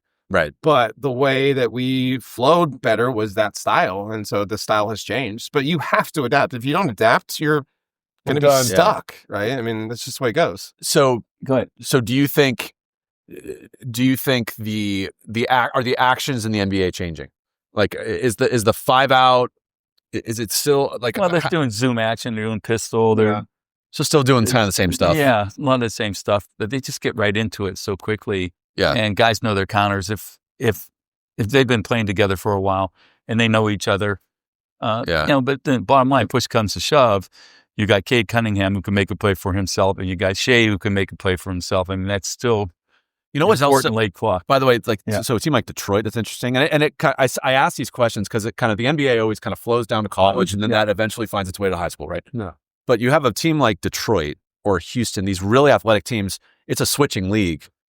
They can switch on anybody. Yeah. Those teams. You can have Thompson on Detroit can guard a point guard. He can guard a center. Well, that's why at the NBA level, I think, in my opinion, stop watching the offense, watch the defense. Yes. Because I'm guarding over there. Right. This guy will sit right here.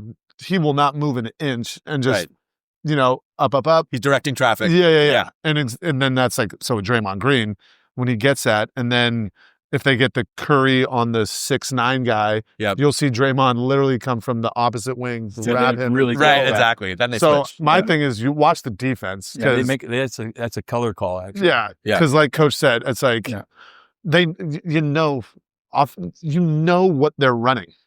Everybody knows what you're running. Watch the defense and see what they do. And teams are still hunting for mismatches. Yeah. I mean, that hasn't changed. That hasn't 30 changed. years. Yeah. And they're still attacking Curry.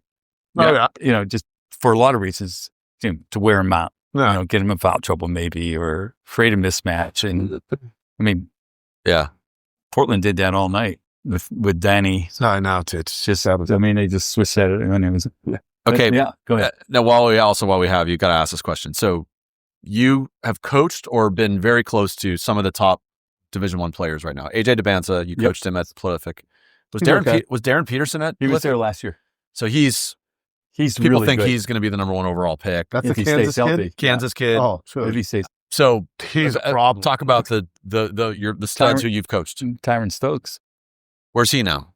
I think he's now at Rainier Beach. He was. He left. He decided to move on from Notre Dame's Sherman Oaks. So he was the top sophomore in the country when he played for you guys at Prolific, right? And so now he's the top senior. Okay. Yeah. Right. No, it's tough though because you have DeBanza, who's a top junior, who's making $7 million in NIL at least. Yeah. At BYU. Yeah. The Mormons. Yeah, they have money. I know. He can play.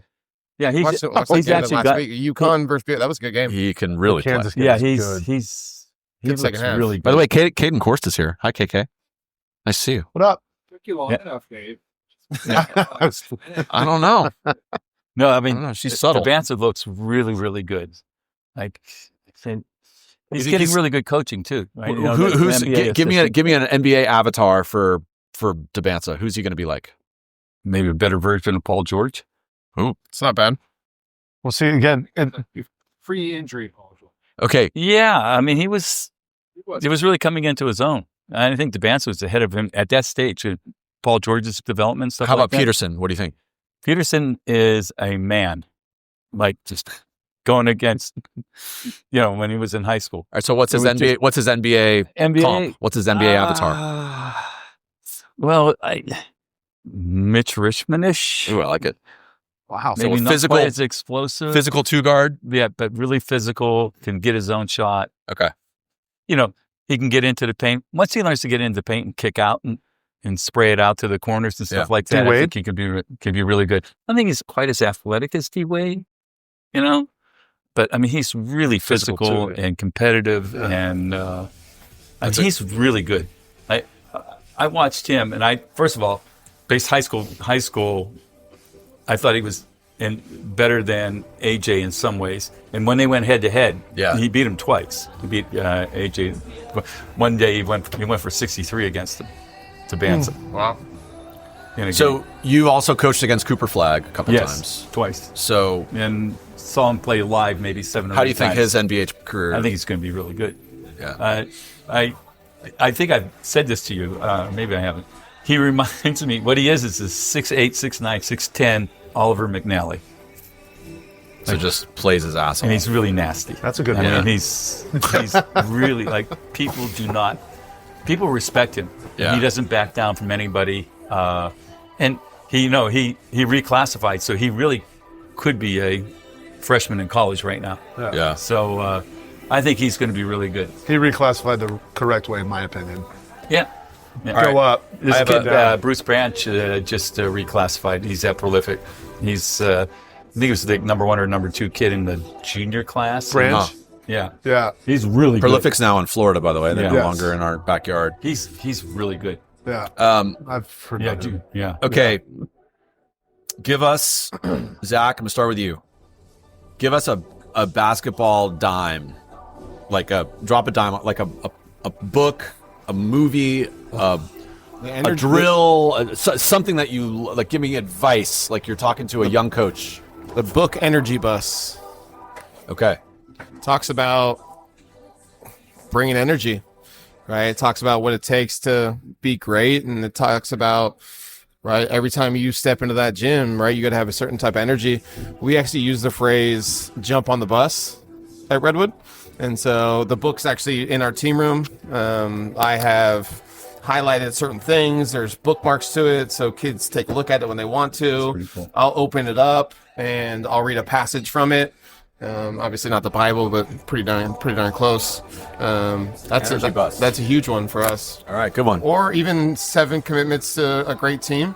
These are all. I stole a lot of stuff from Tony Ballard, to be honest with you. You gave me the or told me about the Jay Billis book that I like. Toughness. That's a good book. That's a great book. I still have that book. I mean, toughness isn't flex on someone. Toughness is diving on the ground and getting a loose ball, taking a charge. Yeah. Toughness is a skill, essentially. It is. Yeah. Playing hard is a skill. Playing hard is a skill. I really believe that. Yeah, that's it's a good skill one. that you have to learn. Absolutely. You know. You got a dime for us? Yeah, so never read many books. There's 2 that I read. We try to get him into Branson. Please. Kill his application. He goes, I don't read books. Damn it. I think Hoop scoring Dreams, Oh, in my opinion, movie and book is documentary, incredible movie. unbelievable. Yeah. It's again 2 different kids. I believe they're in Detroit, Chicago. Yes. Yeah. 2 different paths. Yes. How hard it was to get to the gym sometimes, to just get shots up, all that. Other one is I think every young athlete should read Wooden. Awesome. That is a very simple read. It is, there's still principles in that book that I pass on to my guys, and it's just, in my opinion, it's how, let alone being an athlete, how people should lead their lives and all that, never lie, never cheat, never steal. And then you can break all of that down. Don't steal a minute of practice. Don't, all that.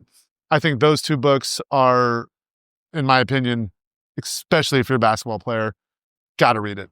I quote the Hoosiers. I mean, this isn't like a dime, but no, I like it. Where they're in the championship game, big field house.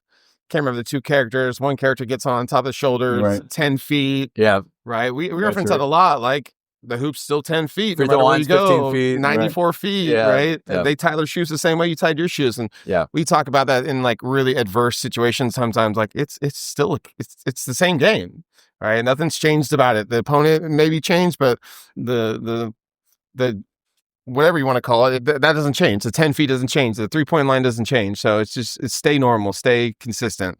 Yeah. I have a question. Do you guys maybe start practice or maybe for the week and just have a statement or a saying, like for the week, whatever it might be, greatness is blank, or I don't know. Do you guys do that stuff? Let me find ours. Okay, good. No, I think it's actually putting KK on the spot. I don't, but I like it. Yeah. I do like that. So why KK finds hers, I put a whiteboard out every day. Yeah. I put the practice plan on the whiteboard. So the kids, as they walk into the gym, the whiteboard, it's projected practice plan, red and white team. Shit, we're running. We're doing double team passing today, but it allows them to kind of be a part of it. And then on that, I'll write a quote or I'll write a passage. I'll write a focus for the day. Like our focus is jumping off the ball today, or our focus is this today. But it also gives the kids a second to kind of look at it all and breathe and kind of take in, like, this is what we're doing for practice. This is the focus. This is the quote. This is the energy bus quote, whatever you want to call it. I told this story before, but Jonas would walk into practice with his yellow legal pad and he'd put it down. And as we're like stretching, I go over and I'd kind of peel it back and look at the end of practice. Like, are we doing 2-on-2 passing and are we running sprints? Oh shit. Okay, cool. Now I know. I don't do suicides anymore. I stopped doing that. So I'm looking at what affirmation without discipline is the beginning of delusion. That's great. That was KK's message yesterday. I'm going to have to take a moment to think about that. No, I love this. She's dealing with Branson kids. But I always wonder, if you were to ask those kids like 3 days later, could they remember it? Could they quote even like a word out of that Yes. message? Yes. Yes. Zach says yes. Okay. 100%. All right. Because I've always wondered, like, I've spent some time Maybe thinking not about all, this. maybe not all 14, but more than half. So, yeah, we had a long standing when it was hope, dangers, comfort. And that comes from Thucydides.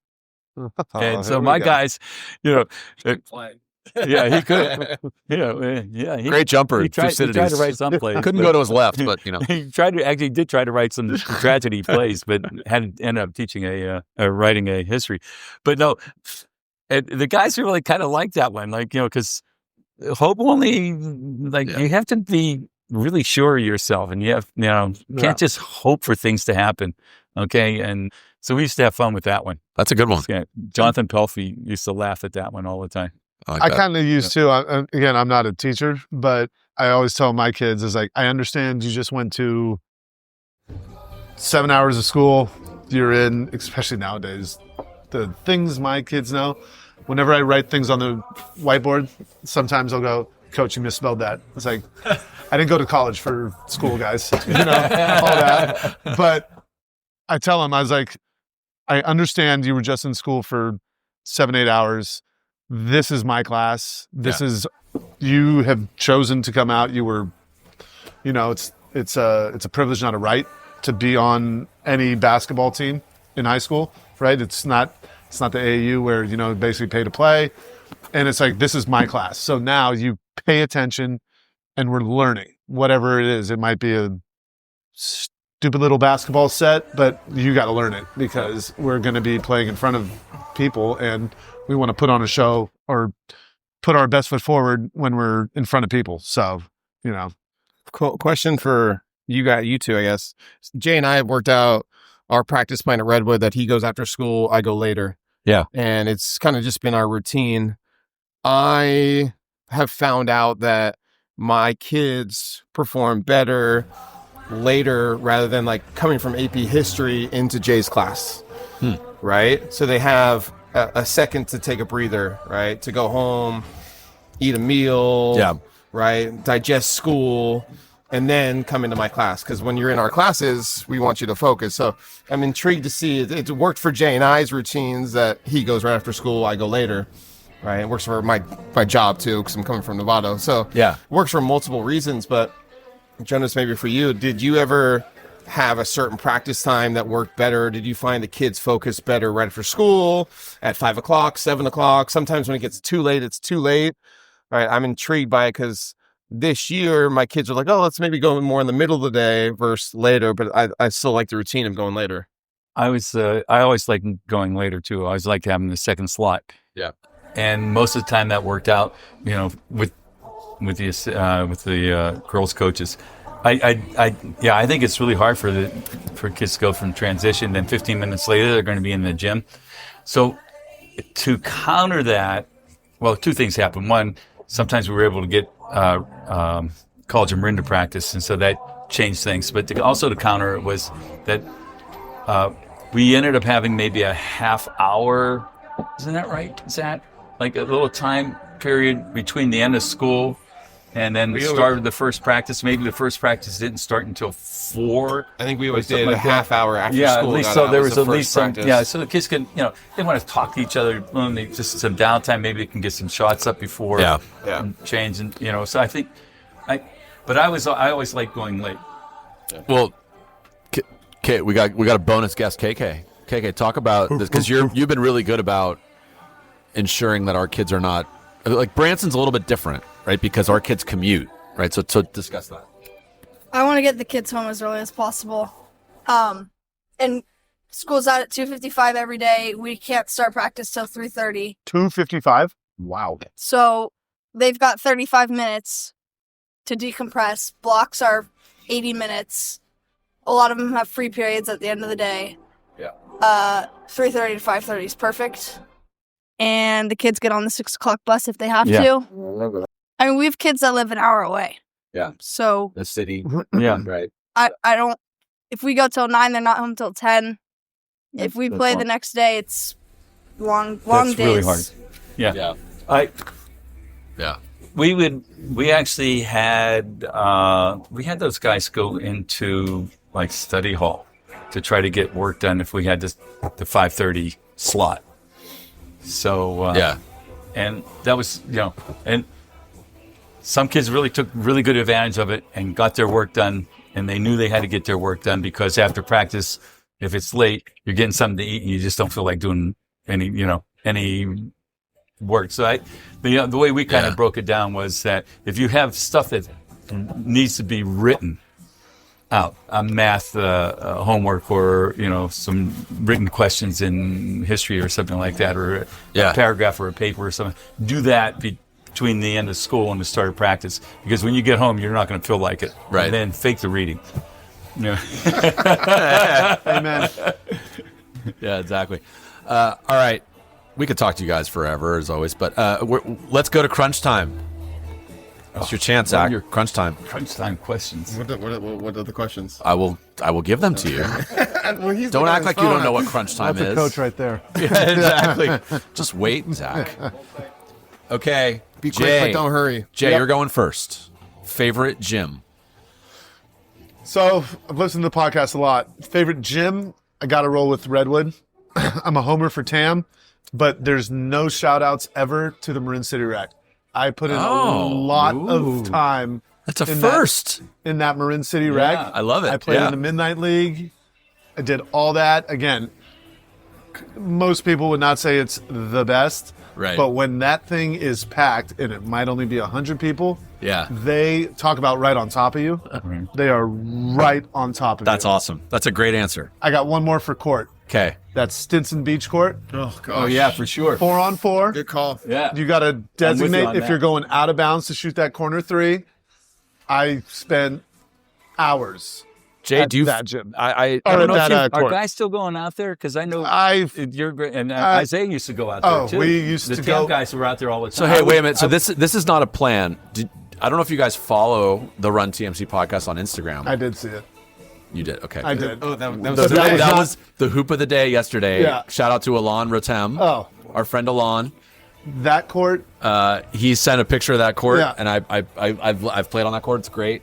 But that was our hoop of the day. We would yesterday. go out 10 a.m. to about 5 p.m. Yeah, walk that's up to great. the market, grab a 40, head out to the beach. Good and answers. Just chill. Okay, Zach. So this is gonna be interesting because I'm gonna preface this. You went to Drake. You went to did. Archie. I did. You coach at Redwood. Yes. I don't know how you're gonna answer this question. Well, I'm going to answer it like Jay did. I'm going to give you like 7 answers. Okay. yeah, you're gonna hedge your bets. So I'm going Pavilion in Fairfax. Fairfax. Yeah. Right. As many. Mike Fulton. Yeah. Alex Pribble. Right. bad. He talked about it at length. I mean, Alex and I listened to Alex's podcast, and it was like my childhood. Right. It was the exact same thing. Yeah. It was in Alex's shoes. So Pavilion 1. I'm also going to shout out White Hill Middle School. Right. Quick pavilion question. If you're playing pavilion in the wintertime and it's raining, how many trash cans are you using to collect the rain. That's the same as Redwood. Yeah, that's actually true. That's true. We're going to go over under 4. Over under 4. Unbelievable. I'm going White Hill, and then Yes. I'm going Woodacre Outdoor Courts. Okay. Again, 4-on-4. Right. Heavy West Marin answer Well, so that's far. I'm from Fairfax. So Okay. that's fine. Yeah. Yeah, and then we're going to tie with Archie in Redwood, or Drake and Redwood. Cop out answer. Sorry, It's okay. Jonas. but I will say this: I probably had my best high school game at TAM. Really? Yeah, Not an easy Not gym against to me. play in. Tam's Yeah. you were there, but John Kay was on your team. I know. John Kay was good. That was my. That was his junior year. Tam is the lighting in that gym is tough. Well, Tam used to have so now it's set. It The was things really they used dark. to have. It's really dark. They used to have the 3 movable bleachers, so it would be Yeah. the bowl, Yeah. and it used to be Right on top of the court. Oh my God! Yeah. Yes. So you're taking it out. You're kicking somebody trying to get it in. But yeah, Well, listening to your player podcast, no one liked Redwood because it's too dark in there. Yeah, that's right. Except Brooke. Brooke liked Redwood. Yeah, that's true. Okay, Jonas, what's your favorite gym? Well, College of Marin and Redwood. Because, I mean, we just won so many championships. No, I'm kidding. So much success. What a dick. you did. Hey, you did. Okay. You're not lying. Good places to play. I mean, All right, first of all, a lot of folks, good packed gym, just a lot of energy in them. Totally. I When mean, that, the when that memories. Redwood gym is packed, it's It's special. really a lot of fun. It's just Redwood Gym very is a fun. special Well, you place. got the end zone bleachers is what makes it, I think, right? Yeah. But the history of the Archie Williams gym is always We just had our pirate camp 50-year anniversary the other day. There's a lot of legends in that. It was fun to be in there. yeah, it's pretty. It's a 2 trash can gym. That's right. Archie had some moisture issues in the rain last year. Okay. Jonas, we already asked you these questions. So, Zach, let's start with you. Best player you've ever. Ooh. Welcome to the hub. Oh! Hi, Rebecca. Hi, Rebecca. Thank you for hosting us. Rebecca from the hub is here. I will do one Zach? more Pilsner. I'll be the one. Sure. No, I'm good. Thank you. Sure. Thank you so much. I'm okay. Thank you, Rebecca. Good to see you. Okay, Zach, best player you've ever coached? Best player I've ever coached? I don't know if I can answer that. Coached a lot of good players. I'm going to go with that. I'm going to go with a lot of good players. All of them. All of them. Okay. How about best player you've ever coached against? In high school? Coached against a lot of them. Maybe KK. Grayson Levette. Kylie Horsemeyer. She was good. Jenny Walker. Also good. Also good players. On your staff. On my staff. Lucky me. Who's good? Okay. I think I know the best player you've coached. Who's the best player you've coached against? NYU. Probably the same So answer. yeah. So first of all, yeah. So first of all, love them all, but by far, I mean, TT Carr was unbelievable to have him on my side. And then I would probably have to go Jace and TT. I was going to say, you also coached against him? Yeah, Jace and TT. That was one of the first things I told him. I was Yeah. like, God, can't wait to see you in a Redwood uniform. Yeah. But again, it's like I talked about that Clovis West team. They had that. Oh God, I forget. I don't know his name. Oh, the but, coach's son? Or no? Or I coached against Clovis North Oh, Clovis. with That was right. Amundsen. Yes, that's who I was thinking. Those kids were good. Yeah. But then Clovis West had this other kid. Oh man, don't know his name, but he was really good. But if we keep it just a low, yeah, I mean, Yeah. having to like plan and have a plan for kids like Jason TT, that's just one where it's like, all right, here's what we're going to try to do, and let's see what happens. Yeah. Got him 1 year again when they came of age. It was, and then, but yeah, having him on my side it was fun. I'll Awesome. say that much. All right, Jonas, new crunch time question for you. Go ahead. Oh, You're starting, there's an expansion NBA team. The Mill Valley Marauders. I don't know, whoever they are. Who's coaching your expansion NBA team? Oh, that's a good question. Thank you. I don't know. Do you go with an NBA assistant? I don't know. Or- It's that's the point of the question. Yeah, or do you go with a veteran like when Hubie took over for Memphis? You're building a new team. What do you want to do? I mean, I don't know. That's a really good question. You want a name? I don't know if I can give you a name, but Initials. no, I don't know. Yeah, KK. It's waiting. Yeah, KK's sitting right here. KK, She's waiting. I can go with KK. I don't know, David. That's really hard to say. I think that maybe what you do is that you want to make sure that you have a staff that can develop players, that's really into player development, the way OKC has done it. Okay. Like if you really look at OKC, they keep it pretty simple. Yeah. They have a superstar, right? But the rest of the guys, they just play a certain way, Yeah. Ball fake, 2 dribbles in the paint, kick out, shoot it, or, whatever. I mean, they just Totally. and they defend. Didn't answer the question. So I don't know. I don't know if I have a guy. Jonas is running for person. politics. Yeah. But I will say this, Duff. OKC won game 5 last year in the NBA Finals and made only 4 threes in an NBA game and won.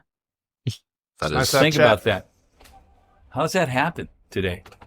that's a shock. How did they win that That's game? shocking. A lot of free throws, probably. I guess I don't know. Yeah. It was in the 80s or 90s. Like it was a low scoring game for I don't something. think- Remember that? I don't All right. think Indiana played that well either. All right. Same question for you. Who Repeat the question. who would be? You're starting your own expansion NBA team. Who would be your coach Good or question. WNBA team? WNBA, I like that. Chris DeMarco. Well, DeMarco has a Realize couple that. things going for him, like his Sorry. development. Since I shouted out, I'm It's gonna not so crunchy. I'm gonna go with Jenny Walker. Okay. She's coaching my team. She's on my staff, so she's coaching my team. I like it. Do I get it? Yeah. Jonas. Oh, It's kind of what No, I'm I looking think for. I think he's a little Oh, scary. no. you know. Stop it. Yeah. No chance. No I- doubt about it. I'm not kidding. Joan, you could have coached in the NBA. I don't know. You Honestly, could have. I don't know. I mean, it's just completely different personality. Thank you so Like much. this Yeah, guy's but- bird. I don't know. Yeah, do I have enough ego for those guys? I don't know. That's a good question. I don't know. It's Yeah, interesting. you It's do. not always trans. Maybe. I mean, Mike Montgomery was a great college coach Yeah. at my alma And he mater, could and not he went to the handle- Warriors, and it was a disaster. The complete disaster. That was a bad trade on my end for both, because my college team suffered and my pro team suffered. I But think that's his. yeah. That is Okay. true, though. You got to be able to Yeah. hold your own with those You guys. really do. Yeah. Kerr is he's really good at building those off-court bonds with those guys, Yeah. and that matters. Yeah, I think it really, yeah. Yeah. Like, who else do you think could have dealt with Draymond and gotten the best out of Draymond? Other than, I mean, there are a lot of people who would have just really. Yeah. What do you butted think? heads with him. How do you think Popovich would have handled Draymond? I don't know. Because Popovich is one of my favorite. Like my favorites, Spoelstra. I think Spoelstra probably could have figured it out. Although Spoelstra and Jimmy didn't work Isn't out. it the story with I think Spoelstra and Kerr- LeBron? I Didn't think- he struggle with LeBron at first? He did. So it's hard. Like I think mean, the Curry factor is a thing. You're 'Cause, right. Yeah. Again, it's You're like, right. it's use high school kids. The adult telling one kid or yelling or being on him. If you got the kid brother. or the player that can The teammate, yeah. like, hey, listen, like This is don't- what he don't- means. Like, don't listen to him. Right, Like, exactly. yeah, you know. So I think the Curry effect is with that a real thing. 'cause That's a great point. I think they would. And if there was the common denominator between Kerr and Draymond, is that they're both really competitive and they both really like to win. Yeah. And Yeah. so you can build on that and then just sort of like, okay, how do we Right. kind of, and remember, Kerr did play with Rodman. So Exactly. Very, very true. you know, it's not everybody's Tim Duncan. Gave him a nice little week off in Vegas. By the way, Phil, I mean, yeah, you look at Kerr's coaching experience, like the guys he played for. Oh yeah. Yeah. Phil, Popovich. He played with Jordan and Rodman, Well, his college coach. Tim Duncan. You know. Yeah. Lute Olson. Lute I mean, Olson. pretty incredible. Yeah. Okay, last question. Always the most important question. Zach, favorite restaurant? Anywhere or Anywhere, Marin. Anywhere in the world. What do you? It's Marin. You guys get Duff's loose gonna in pick season some place 3. in Paris. Yeah. You know, Marin. So my question Michelin is three it star. still? It doesn't exist anymore. Go ahead. Ricardo's. Oh, is that the same one that Reed said in San Anselmo? San Anselmo. Oh Okay. my gosh. I can't even. Too bad. speak to how good that I know. Too bad. Ricardo's. I would What say right now, Fratellizio's in Fairfax. Oh, that's good. Yeah. Old school Italian. Yeah. Jay. Favorite one, I call it a birthday restaurant because I can't go there on my own. Village Sake Oh, in- love it. Fairfax. in Fairfax. Oh, My yeah. most attended one, though, shout out to Matt Smalls at Oh, stateroom. Yeah. Small back. We love you, Matt. But yeah, no, Village Sake, Okay. really good. Jonas. Well, I mean, obviously it was Joe's at one time. It's coming back, right? Yeah, I don't know. They say it is. I mean, do you really believe it's going to come back? So is it No. true? Would you go to Marinjo's after Yes. games? Yeah. Zach, would we go? Mhm. Yeah, Okay. 100%. You sit by the bar, or where would you sit? No, we can Yeah, get table. something to eat. Yeah. Okay. Yeah, got a table. A little So back I'd booth. have a, Yeah. What's your post game meal? You No. just beat every MC. Or You're lost going to MC. Marinjo's or lost Yeah. MC. You're going to Marinjo's. Uh-huh. What do you? sure. What's your meal? Well, I mean, probably one of the salads, unless I wanted a burger. Oh, okay. I was about to say, bad. The burger was You good. know, but then I always had, one drink. What? Frozen margarita. Frozen. I did. In fact, Zach, is that true? I plead the fifth. Joe's had frozen margaritas. No. Yeah. No, they made it for me. They made them for Jonas. They did. Yeah. They're like, hey, we got to buy a blender because Jonas wants some frozen margarita. Extra.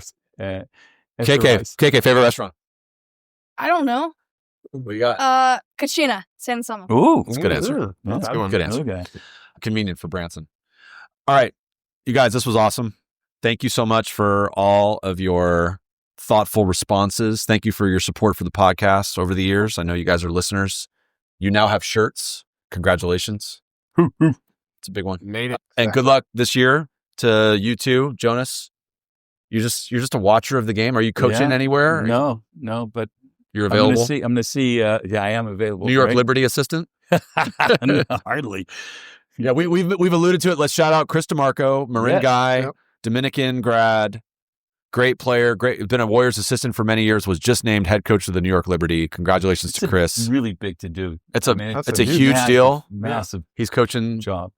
Sabrina Ionescu, She's a free agent, though. Yeah, they're all Stewie. free agents. Let's Yeah, see what that's happens. true. Might come to Valkyries. Never That know. would be amazing. But congratulations to Coach DeMarco. We've thought about having you on this podcast for years, and now your stock has gone up, and now you're very hard to get. So we'll try. Free beers won't get them. Free beers at the hub. Maybe. But seriously, thank you guys. Really appreciate you. Yeah, you. appreciate Yep, it. Thank yep. you. I should Awesome. send this to you. Burke's on his feet. He looks up and gives me a grin and says, "Hey, dude."